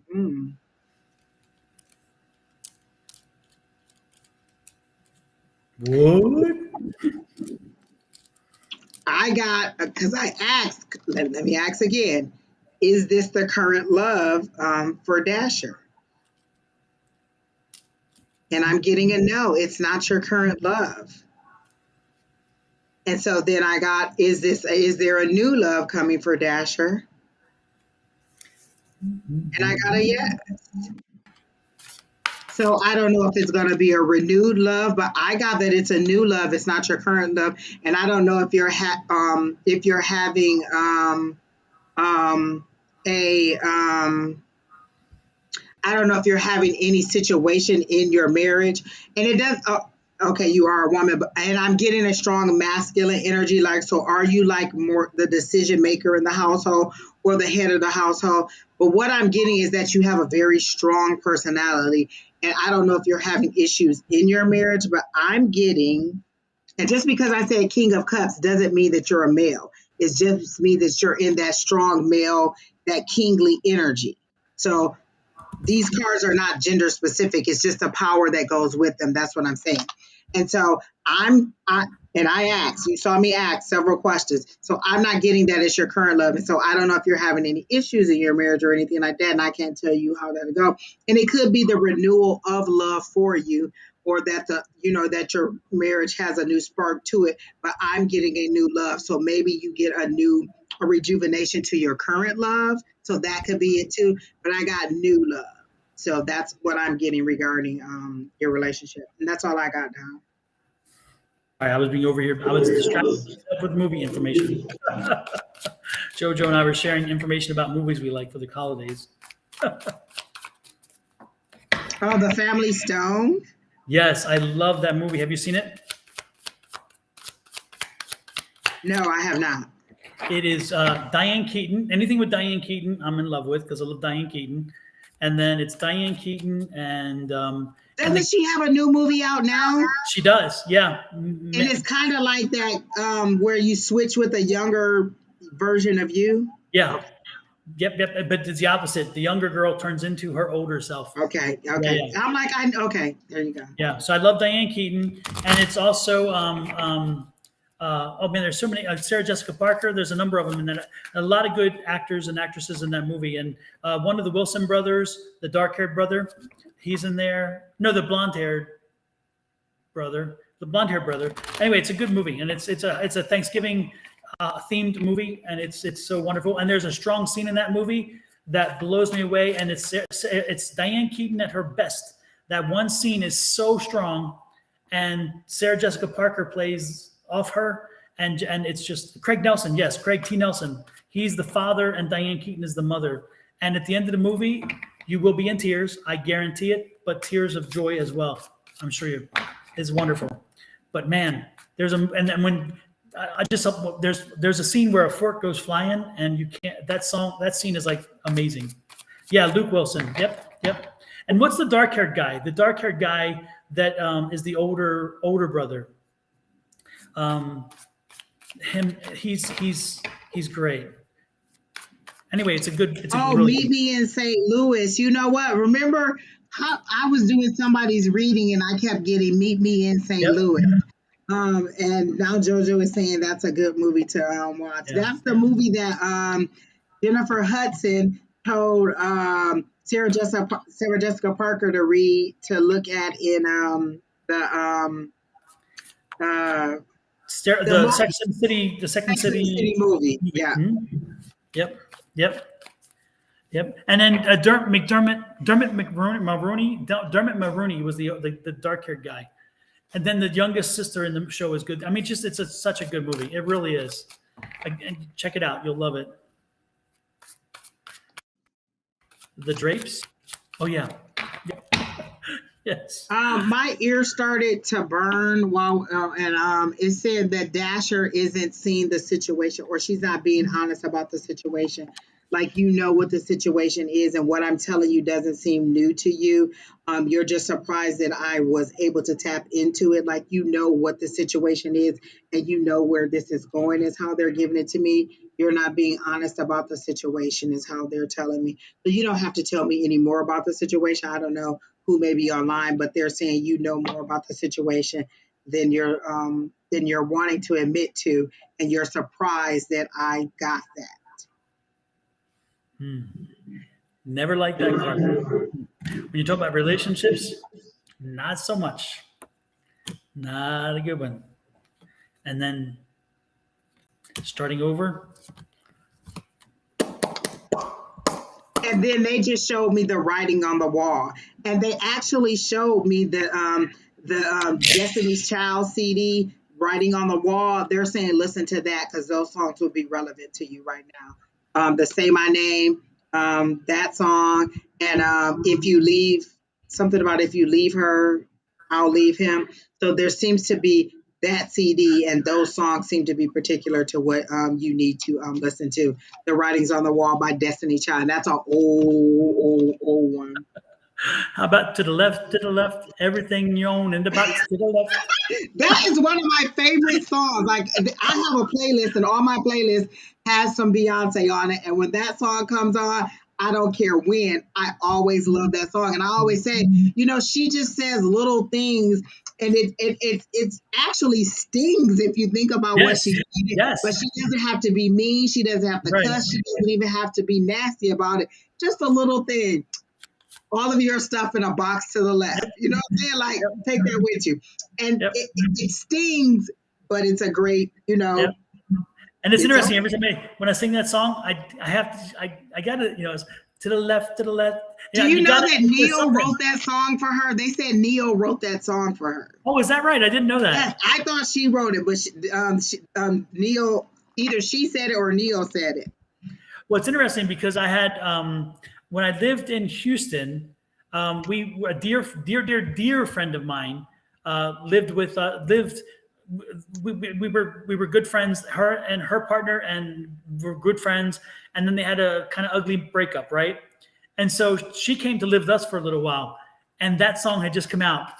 And when it did, because we had to go help her put her stuff together, and we would sing that song. It's like to the left, everything you own in the back to the left, and it was just part of that. And that kind of helped her get over some of that drama of the breakup, and I'll never forget it. It just sticks in my head to this day. I don't want to answer that question, Dasher, but the next one I got was Queen of Swords, and that's you needing to be in your head, making that decision with your head, not your heart. Like, you're still here, and they're saying you need to think logically about your future forward. Dasher, I won't answer that question verbally, but I will again show you the card that I drew, and you can take that card and figure out whatever you want from that card. Where is it? Now I can't find a damn thing. Oh yeah, here it is. Was it that Three of Swords? Yeah, exactly. She's swords. Yep. So that's the card that I showed earlier. Dasher, you can do whatever you want with that. I'll let it there. That's all I got. That's all I've got. So next, to the left, everything you own in the box to the left. She said, is this soon energy or later? This is now energy. What we're reading is right now. We're reading your energy right now. But what we're telling you is you need to focus forward on how you are going to move forward with what you already know, because Spirit is telling me you already know. We're only confirming things that you already know, and you're surprised that we picked up on it. But why would you be surprised? And you did say general, so if you didn't want to know about that, you should have said finance. So. But I am getting that you will be okay. Oh, absolutely, So, absolutely. You will be okay. So don't worry about that. You will be able to move forward. To the left, to the left. All right, Keena, who's next?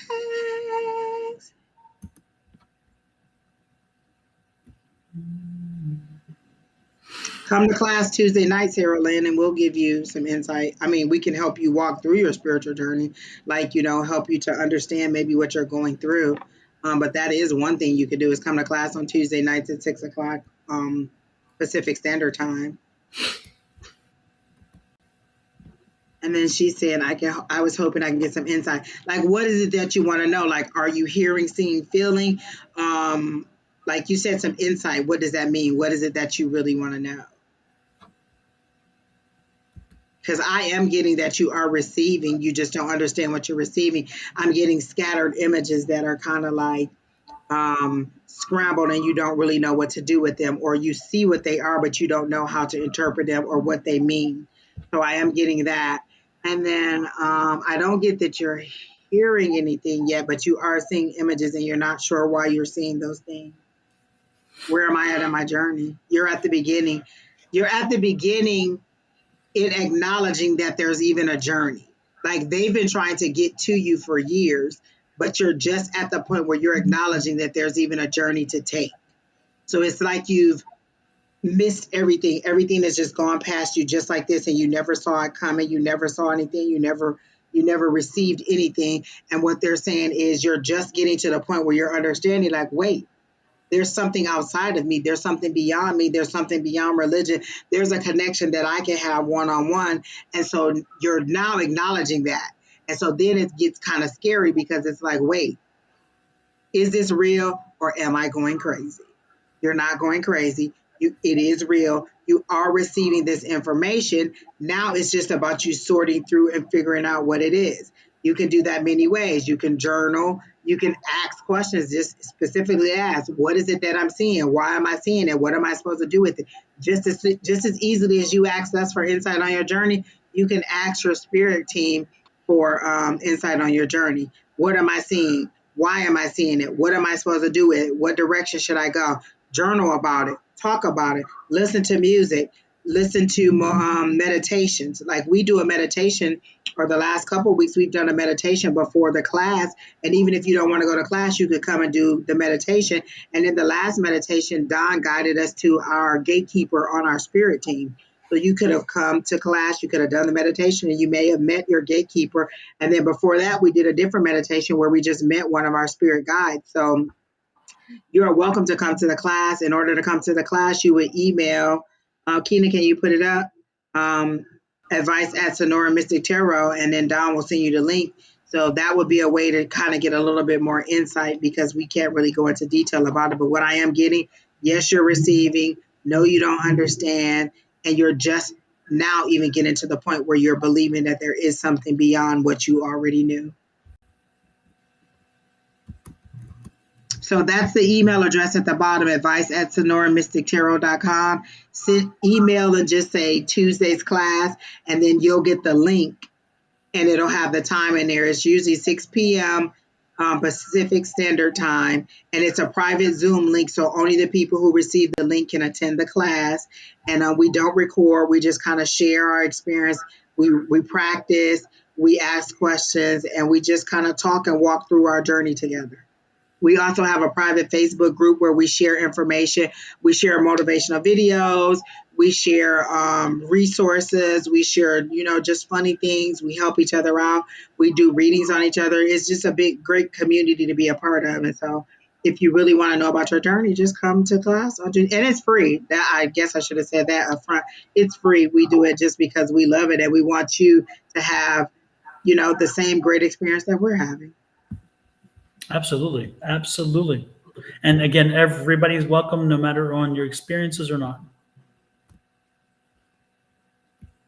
And Sherry Lance, the list is closed, but we also ask that if you already got a reading from one of us, any of us this week, that you skip this week and wait for another week so that other people can have a chance. But we already closed the list. Is there anybody else, or are we done, Don? It's only been 2 hours. We did good, Don. Oh, we're done already? Oh, no. Oh, there's another one. Okay, Selma. All right, Selma. Oh, wait, Don, did you have something for No, go ahead. Okay, that was it. Okay. Oh, Keena said one more. Okay. All right, so we just posted the email address in there. Keena, they're on Don's Facebook page, so you may have to post it directly to them in there. It's right here. And it's going across the bottom right there. Email advice at Sonoran Mystic Tarot.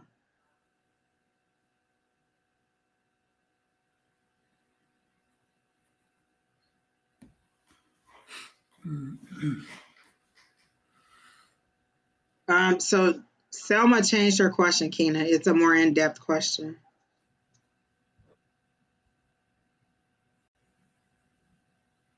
Selma, before we go into your question, did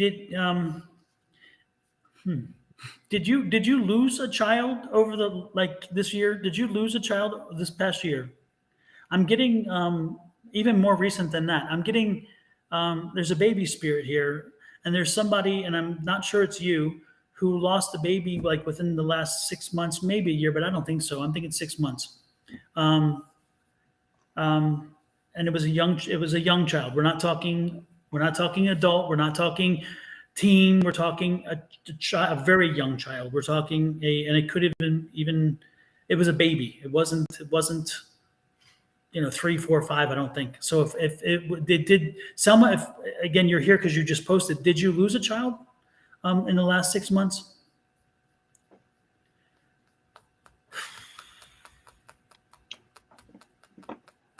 And if not, Selma, did anybody who's listening, did anybody lose a child in the last 6 months?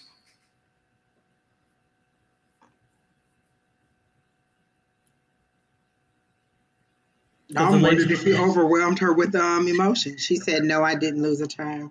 Okay. So did anybody else that's still in the chat just recently lose a child? Or Selma, do you know someone who just lost a child? Yeah, within the last 6 months.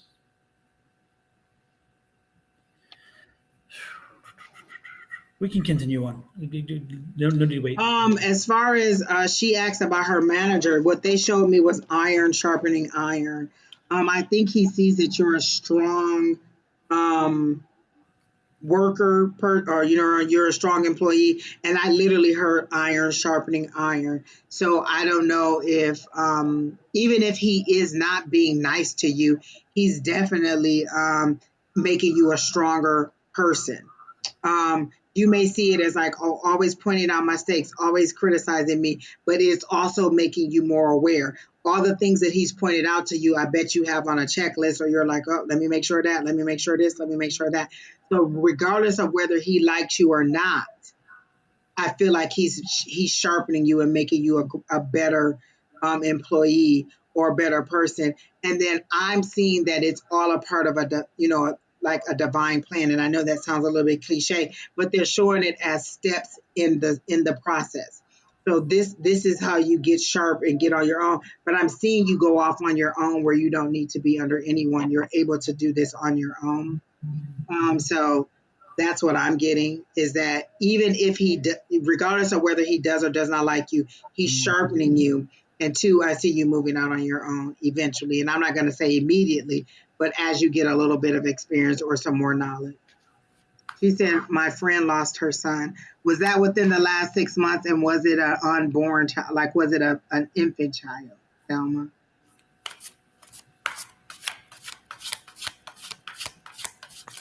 Hi, Quinn.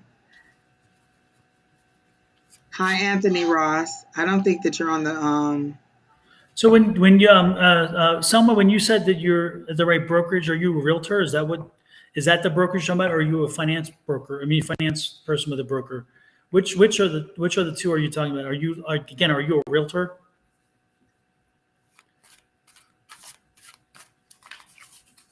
Well, hello back to you, Quinn. Nice to see you here. Not an infant. He was in his 20s. We were specific that it was an infant child within the last 6 months. But don't worry about that at this point, Selma. Let's go back to the thing. Are you, again, when you said brokerage, are you an insurance broker? Is that what it is? Or are you talking about real estate? Realtor. Okay. Now, and the reason why I ask is this is not psychic, okay? But if you look to your broker to be your friend, if you look to your broker to be your cuddly bear, then you probably have the wrong opinion of what a broker should be. I want a broker who's going to put me through my paces because I wanted to learn. I am a realtor. I'm an attorney, and I still have my real estate license as well. And I have my real estate license in 2 states. And to be honest with you, I've had a number of brokers, and I've never enjoyed my time with the brokers because I just don't. That's not the relationship I wanted with them. I wanted somebody there when I needed them. If I needed some information, some documentation, some support, I got it. And generally speaking, they don't have patience for me either because they're busy. My brokerages tend to have about 100, 200 or more agents. The one broker I have right now in both states, they have over 2,000, 3,000 members. So Lord knows it's not warm and cuddly, and I don't want that. What I'm trying to tell you is that broker is there for you to use for information, for support, and so forth. But don't expect much more, and don't want much more, because having a friendly, cuddly broker I found has not been the best. And I've worked for 1 or 2, and they tend to be the worst brokers. First of all, they can't make a God blessed decision because they don't want to offend anybody. And then they can't really move a thing forward because they have their preferences and their friends and so forth. And so the business suffers. You want a broker who is moving the business forward, because if the brokerage is moving forward, you're moving forward. So I would not worry so much about whether the broker likes you. It doesn't matter. Who gives a damn? It's, does he do his job or her job? Can they get the job done? And when you need the support, do you get it? That's the key to ask. And again, this is me, the realtor, speaking to you, not me, psychic, because there's nothing to do with the psychic part of me. This is letting you know, as a realtor, again, you're not marrying the broker. You're not taking them out on a date. You're not going to be having drinks and dinner with them for whatever reason. So if you're not getting professional support, then you know what you need to do. You need to move. Just change brokerage. And it's so easy in every state. I'm in Texas and I'm in Arizona. But Don, what I got matched what you said at the beginning. Iron sharpening iron. I think he's critical of her, and so she thinks he doesn't support her. Mm-hmm. I got iron sharpening iron, and I got that the things that he's pointing out to you, you're learning from. Like, if I feel like, oh, okay, he's telling you this, and this is wrong. Like, you may not like the approach. You want honey, and he's giving you vinegar. Like he, like Don said, he's there for business. He may not be giving you kind words and encouragement, but I bet you know all the things that wasn't right about that, whatever the situation was. And so now you're paying attention to those key things. He's sharpening you. He's making you a better realtor. And so you don't like the approach that he's giving because it's not warm and fluffy and, hey, go to this page and do this and do that. He's telling you what the problem is, and he's giving you the opportunity to go and find it. Because that just happened to me at work. I told my manager I needed to do blah, blah, blah, blah. He said, okay, I have time on my calendar, this date, this date, this date, but here is a resource. You can do it yourself. So what did that mean? I had to click on whatever he gave me and filter through it and go by the steps and figure it out on myself. So I wanted him to sit with me and walk me through it, but he said, oh, here's the link, go and do it yourself. So it's not like he's not giving me the support. He gave me the resource to get it, I don't think you like the way that he's giving you your resources. Yeah. So hopefully you get something from that, and take whatever it is. Again, most important thing is if it is, again, don't look for a friend, don't look for a buddy, don't look for a pal and a broker, and or manager. The point is that that's not their job. So that's what I'm saying. But again, if you feel like they're not giving you the professional support, the question is, when you say professional support, are you concerned because you're not getting the answers that you want to hear, or you're not getting the answers that you need to hear? And that's always a question mark too. But I can't go there. I'm not going there with you. That's your choice to figure out how that worked out. But if you're asking the question, then maybe you know what you need to do already, and maybe you were just looking for some confirmation. So take that and use that to your advantage. That's what I can say. Again, from realtor to realtor, not from anything other than that. So there you go. Who's there next? You go. Yeah. General. September and October for, is it Aisha? Is that Aisha? Aisha Hayes? It looks like Aisha. Mm-hmm. To the left, to the left. Now I'm going to have to listen to that on my walk in the morning. Right. Oh, Keena said this is a lot to one. Okay. This has been a short night. It seems like just flown by. It kind of flew right on through, and we didn't really have to skip anybody. Yeah. We just really got it down packed. Yeah. Hey, and we got some new people. I like that it was a lot of new names. I love that. Absolutely. I hope you all like, share, comment, and subscribe. Like the video that Don made us. So I hope you guys all did that. Absolutely. General for September for Angie. Let's see.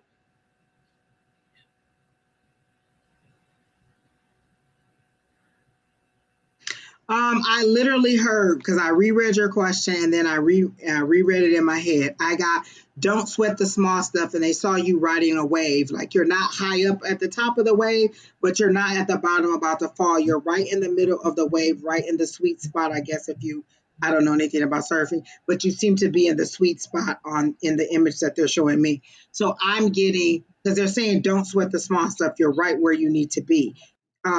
Anybody who's telling you that you should be doing more, or you should be doing this, or you should be doing that, or somebody saying, or you're moving too fast, or you're not, whatever information you're getting outside of telling you you're right where you're supposed to be, you should not listen to, or you don't have to listen to. You can take it with a grain of salt, because what I'm getting is you're right where you need to be. Write it out, and then you'll hit it at the beginning of the year.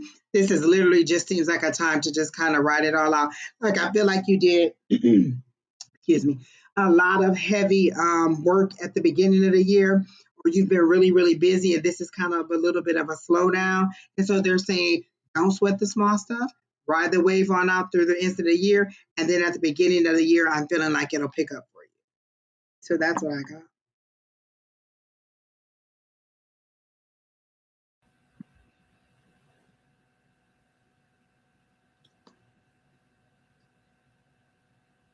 Mm-hmm. Uh-oh. No visitation. No, I felt like you had a thought, and you like, let me confirm it with the cards just in case. Yeah.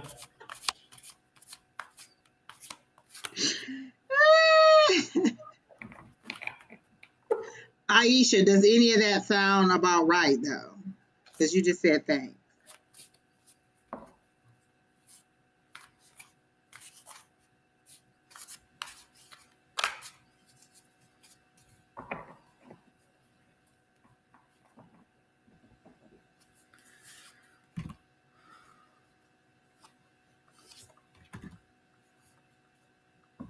Oh man, yeah. And this confirmed it. It's like, it's there's Aisha. You have like an internal struggle going on, and and it seems to be something around finances. I just feel this kind of like a struggle. And Angie, I was listening but not listening at the same time. Again, I apologize, because I was getting this thing about, it's just Why do you beat yourself up so much? Why do you? I get the feeling like you're just abuse your again. You're like you just yeah. I just feel like you're like self-flatulations. You're always kind of abusing yourself, and you're just like you feel like you're not worthy, or you're like you haven't earned something, or I don't know what the feeling is. It's not a good feeling, but it's I'm just getting the feeling like this internal struggle that you've got to resolve somehow. You've got to find a way to get through this and resolve it, because it's weighing you down. And it's interesting because I somehow think it's around finances as well. But I don't. I think the problem is deeper than finances. I think the finances are like the thing that kind of it's like the thing that trigger. It's like a trigger. But again, this is an internal struggle that you've been struggling with for a while. That's what I was. It was that's the exact message I heard was don't sweat the small stuff. So you're worrying too much about little stuff and other things that other people are saying. And if they made it clear that it was at work, you're right where you need to be. Be on track with where you need to be. And so when you're saying she's beating herself up about stuff, it's kind of like, should I be doing more? Should I be doing less? And all these other people are also weighing in on it, and she doesn't know what to listen to. There's a lot going on. That's that internal struggle you're talking about. And so I think that's why they're saying don't sweat the small stuff. You're really, like you said, beating yourself up about stuff that you don't have to. Look, just little stuff. Yeah, and you got to bring an end to it. You got to find a way to stop abuse. It's funny. You've been doing this for a while, so you are finding the way. And because this is the perseverance card. This is the card that's saying you're overcoming. And again, it's coming to an end. But you can make it happen sooner. You got to make it happen. So you got to get to the point where you got to stop abusing yourself and stop. I mean, you can't blame yourself for everything. I mean, you can only blame yourself for so much. So you got to stop abusing yourself and say, you know what? Again, this is one of those opportunities. This is not a bad thing. It's a good thing because it's an opportunity for change. Find change and make change. Because the past is what it is, that does not mean the future has to reflect the past. You can make it a different path along the way. You don't have to, and I just dropped cards all over the place, but that's okay because I'm not using them anymore. The point is that, yeah, and that so it's time for you to let go and to move on and to start finding a new direction, a new way of moving forward. Because again, what's working for you and the self-flatulations is not going to help you in any way. You need to move forward and embrace yourself, learn to love yourself and appreciate yourself. And back to what I say all the time, let it go, let it go, let it go. And we got it in for tonight. Let it go. And it wasn't even a love, well, it technically wasn't a love reading. Well, it's a personal love reading. Love yourself. Lord, love yourself. It all starts here. I go back to this. It all starts here. If you can't do it here, nobody else is going to do it for you. It's here. That's it. We did it, Don. Yes. Pat Preddy, the list is long since closed. So yeah, there was a list, but it is closed. Ria Thomas, can you tell me about my love life? Girl, if you don't know about your love life, you don't need me to tell you about it. I mean, Ria, I shouldn't have said it that way. I'm wondering if you're asking how your love life is going to come or whatever. But the point is look into yourself. The answers are there. Look into yourself. The answers are there, Ria. We're good. Oh, Lord. I got non-existent, like there is no love life currently. That's what I got. A soulmate. Oh, God. I cannot stand a soulmate question. Exactly. One, because I don't think people understand what a soulmate is. They always think that their soulmate is their lover. Your soulmate could be a sibling. It could be a family member. It could be a friend. Your soulmate doesn't have to be a lover. And so when you're asking me about a soulmate, I believe what you're wanting to know is like a forever love, like a long-term relationship. Because I don't think you understand what a soulmate is. So, and I could be wrong. You could know exactly what that means and know that your soulmate is not a romantic partner. That's what I think. Yes. But while we're in that vein, It's time to educate and make sure that what Angie was saying, your soulmate, first and foremost, before I do that, hit the like, share, subscribe, and follow buttons, please. But back to this soulmate. Your soulmate is generally comes back with you from life after life after life. If you believe that you're coming back again, you don't have to believe it, and that's fine too. But if you do believe it, know that you will come back again, and your soulmate may come back with you from time to time. But your soulmate does not always come back as your lover, your boyfriend, whatever, your girlfriend. Your soulmate can be your parent. Your soulmate can be your grandchild. Your soulmate can be your best friend. Your soulmate can be whatever thing. You will share lifetimes together with your soulmate. But again, using it as you're using it, Maria, is probably underestimating the value of the soulmate, which is what Angie was saying. Again, it's not necessarily your lover. It's not the person you're in love with. Your true soulmate is very seldom going to come back as your relationship in this lifetime. So when you look for somebody, if you want to use a better phrase, use compatible, or somebody who is going to be with me for my lifetime. That makes sense. That's good. You can say that. But forever, again, my life partner, something like that. Exactly. Yep. So I just wanted to be clear to make sure people understand when you say that. That's why we get a little bit crazy about that, because again, soulmate is far more used and less understood. And that's what confuses everybody, because again, we throw out this word and we think, oh, soulmate. Oh, he's my soulmate. No, he may be your forever love in this lifetime, but nah, your soulmate is 2 lifetimes ago your father. Who knows? And again, because your soulmate is not about the physical, and it's not about it's this emotional connection that carries from energy, the 2 energies from the 2 of you who carry through lifetimes.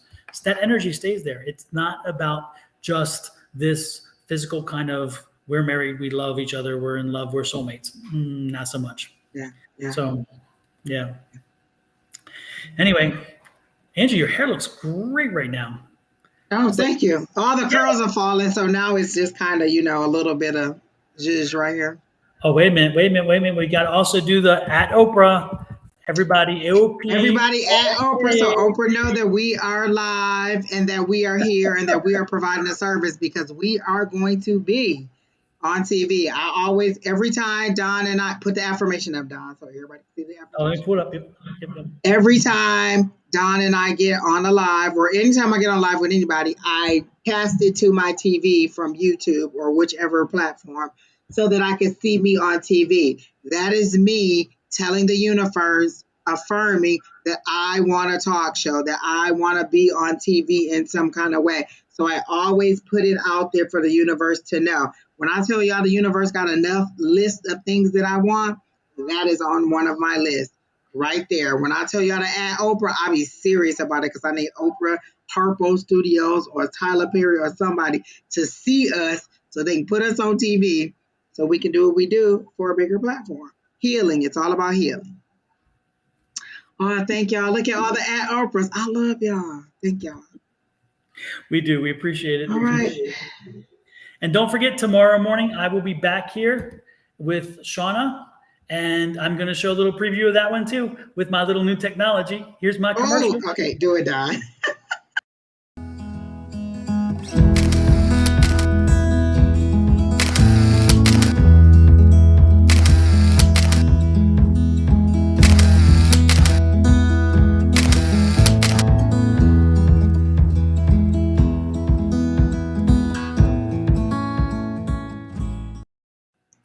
There you go. Oh my gosh, that's so cute. I love it. And the music. I love it. Yep, super. So don't forget, tomorrow morning we will be back here. I'll be back here live with that. And so that was our little commercial for that. And I'm working on one with Angie. And so our commercial will be coming on very soon as well. I will get you the pictures. There you go. Absolutely. Night, everybody. It's been great. We are happy that you were back, because you saw we were not getting it right while you were gone. And Kina, I just brought you back on. Kina, remind everybody about sickle cell and Fridays. We can't hear you. September is Sickle Cell Awareness Month, and on Friday in September, we wear red. I created a Sickle Cell Awareness shirt that can be found at my website. I'm typing it in the chat now. It's Keena'sCorner.com. All the proceeds will be going to a charity that I choose later this month. And so what it is I have sickle cell, and so like I said, for the month of September, we celebrate and try to bring awareness to sickle cell by wearing the color red. All red, any red is welcome. You do not have to have the shirt. Sorry, I'm talking like this. I got an adjustment today, so. And on the front of the shirt, it says peace, love, cure, and then it just says Team Keena SCA. And then on the back, it has a 22 with the hashtag sickle cell awareness. And it what it is every name of the person who donated last year or bought a shirt last year, their names got on the shirt this year. So if you buy a shirt this year, your name will be on the shirt next year. Super. And this one is the back. I love it. I especially like the back of it because you like finding your name. The first thing you do is be like, where my name at? And you go and find your name on the shirt. That's what I did, like where I'm at. How much do she love me? And now it was auto-generated. It was auto-generated. That's what she said, but I know she loved me a lot, so that's all I'm going to say. Whatever. And that brings us back to another music. Say my name, say my name. You guys did great tonight, as always. There are about 16 shirts left, I believe. I have smalls, I have mediums, larges, 2XLs, and 1 4XL. Okay. Pam says she liked the fabric too. Yes, I try to go for one of the softer. I like the red, and everybody who takes a picture of it, the red looks a little bit more vibrant or different, but I love the red, the color and everything. So, and I never know why anybody would want to wear red. I just don't know. I don't know either, Don.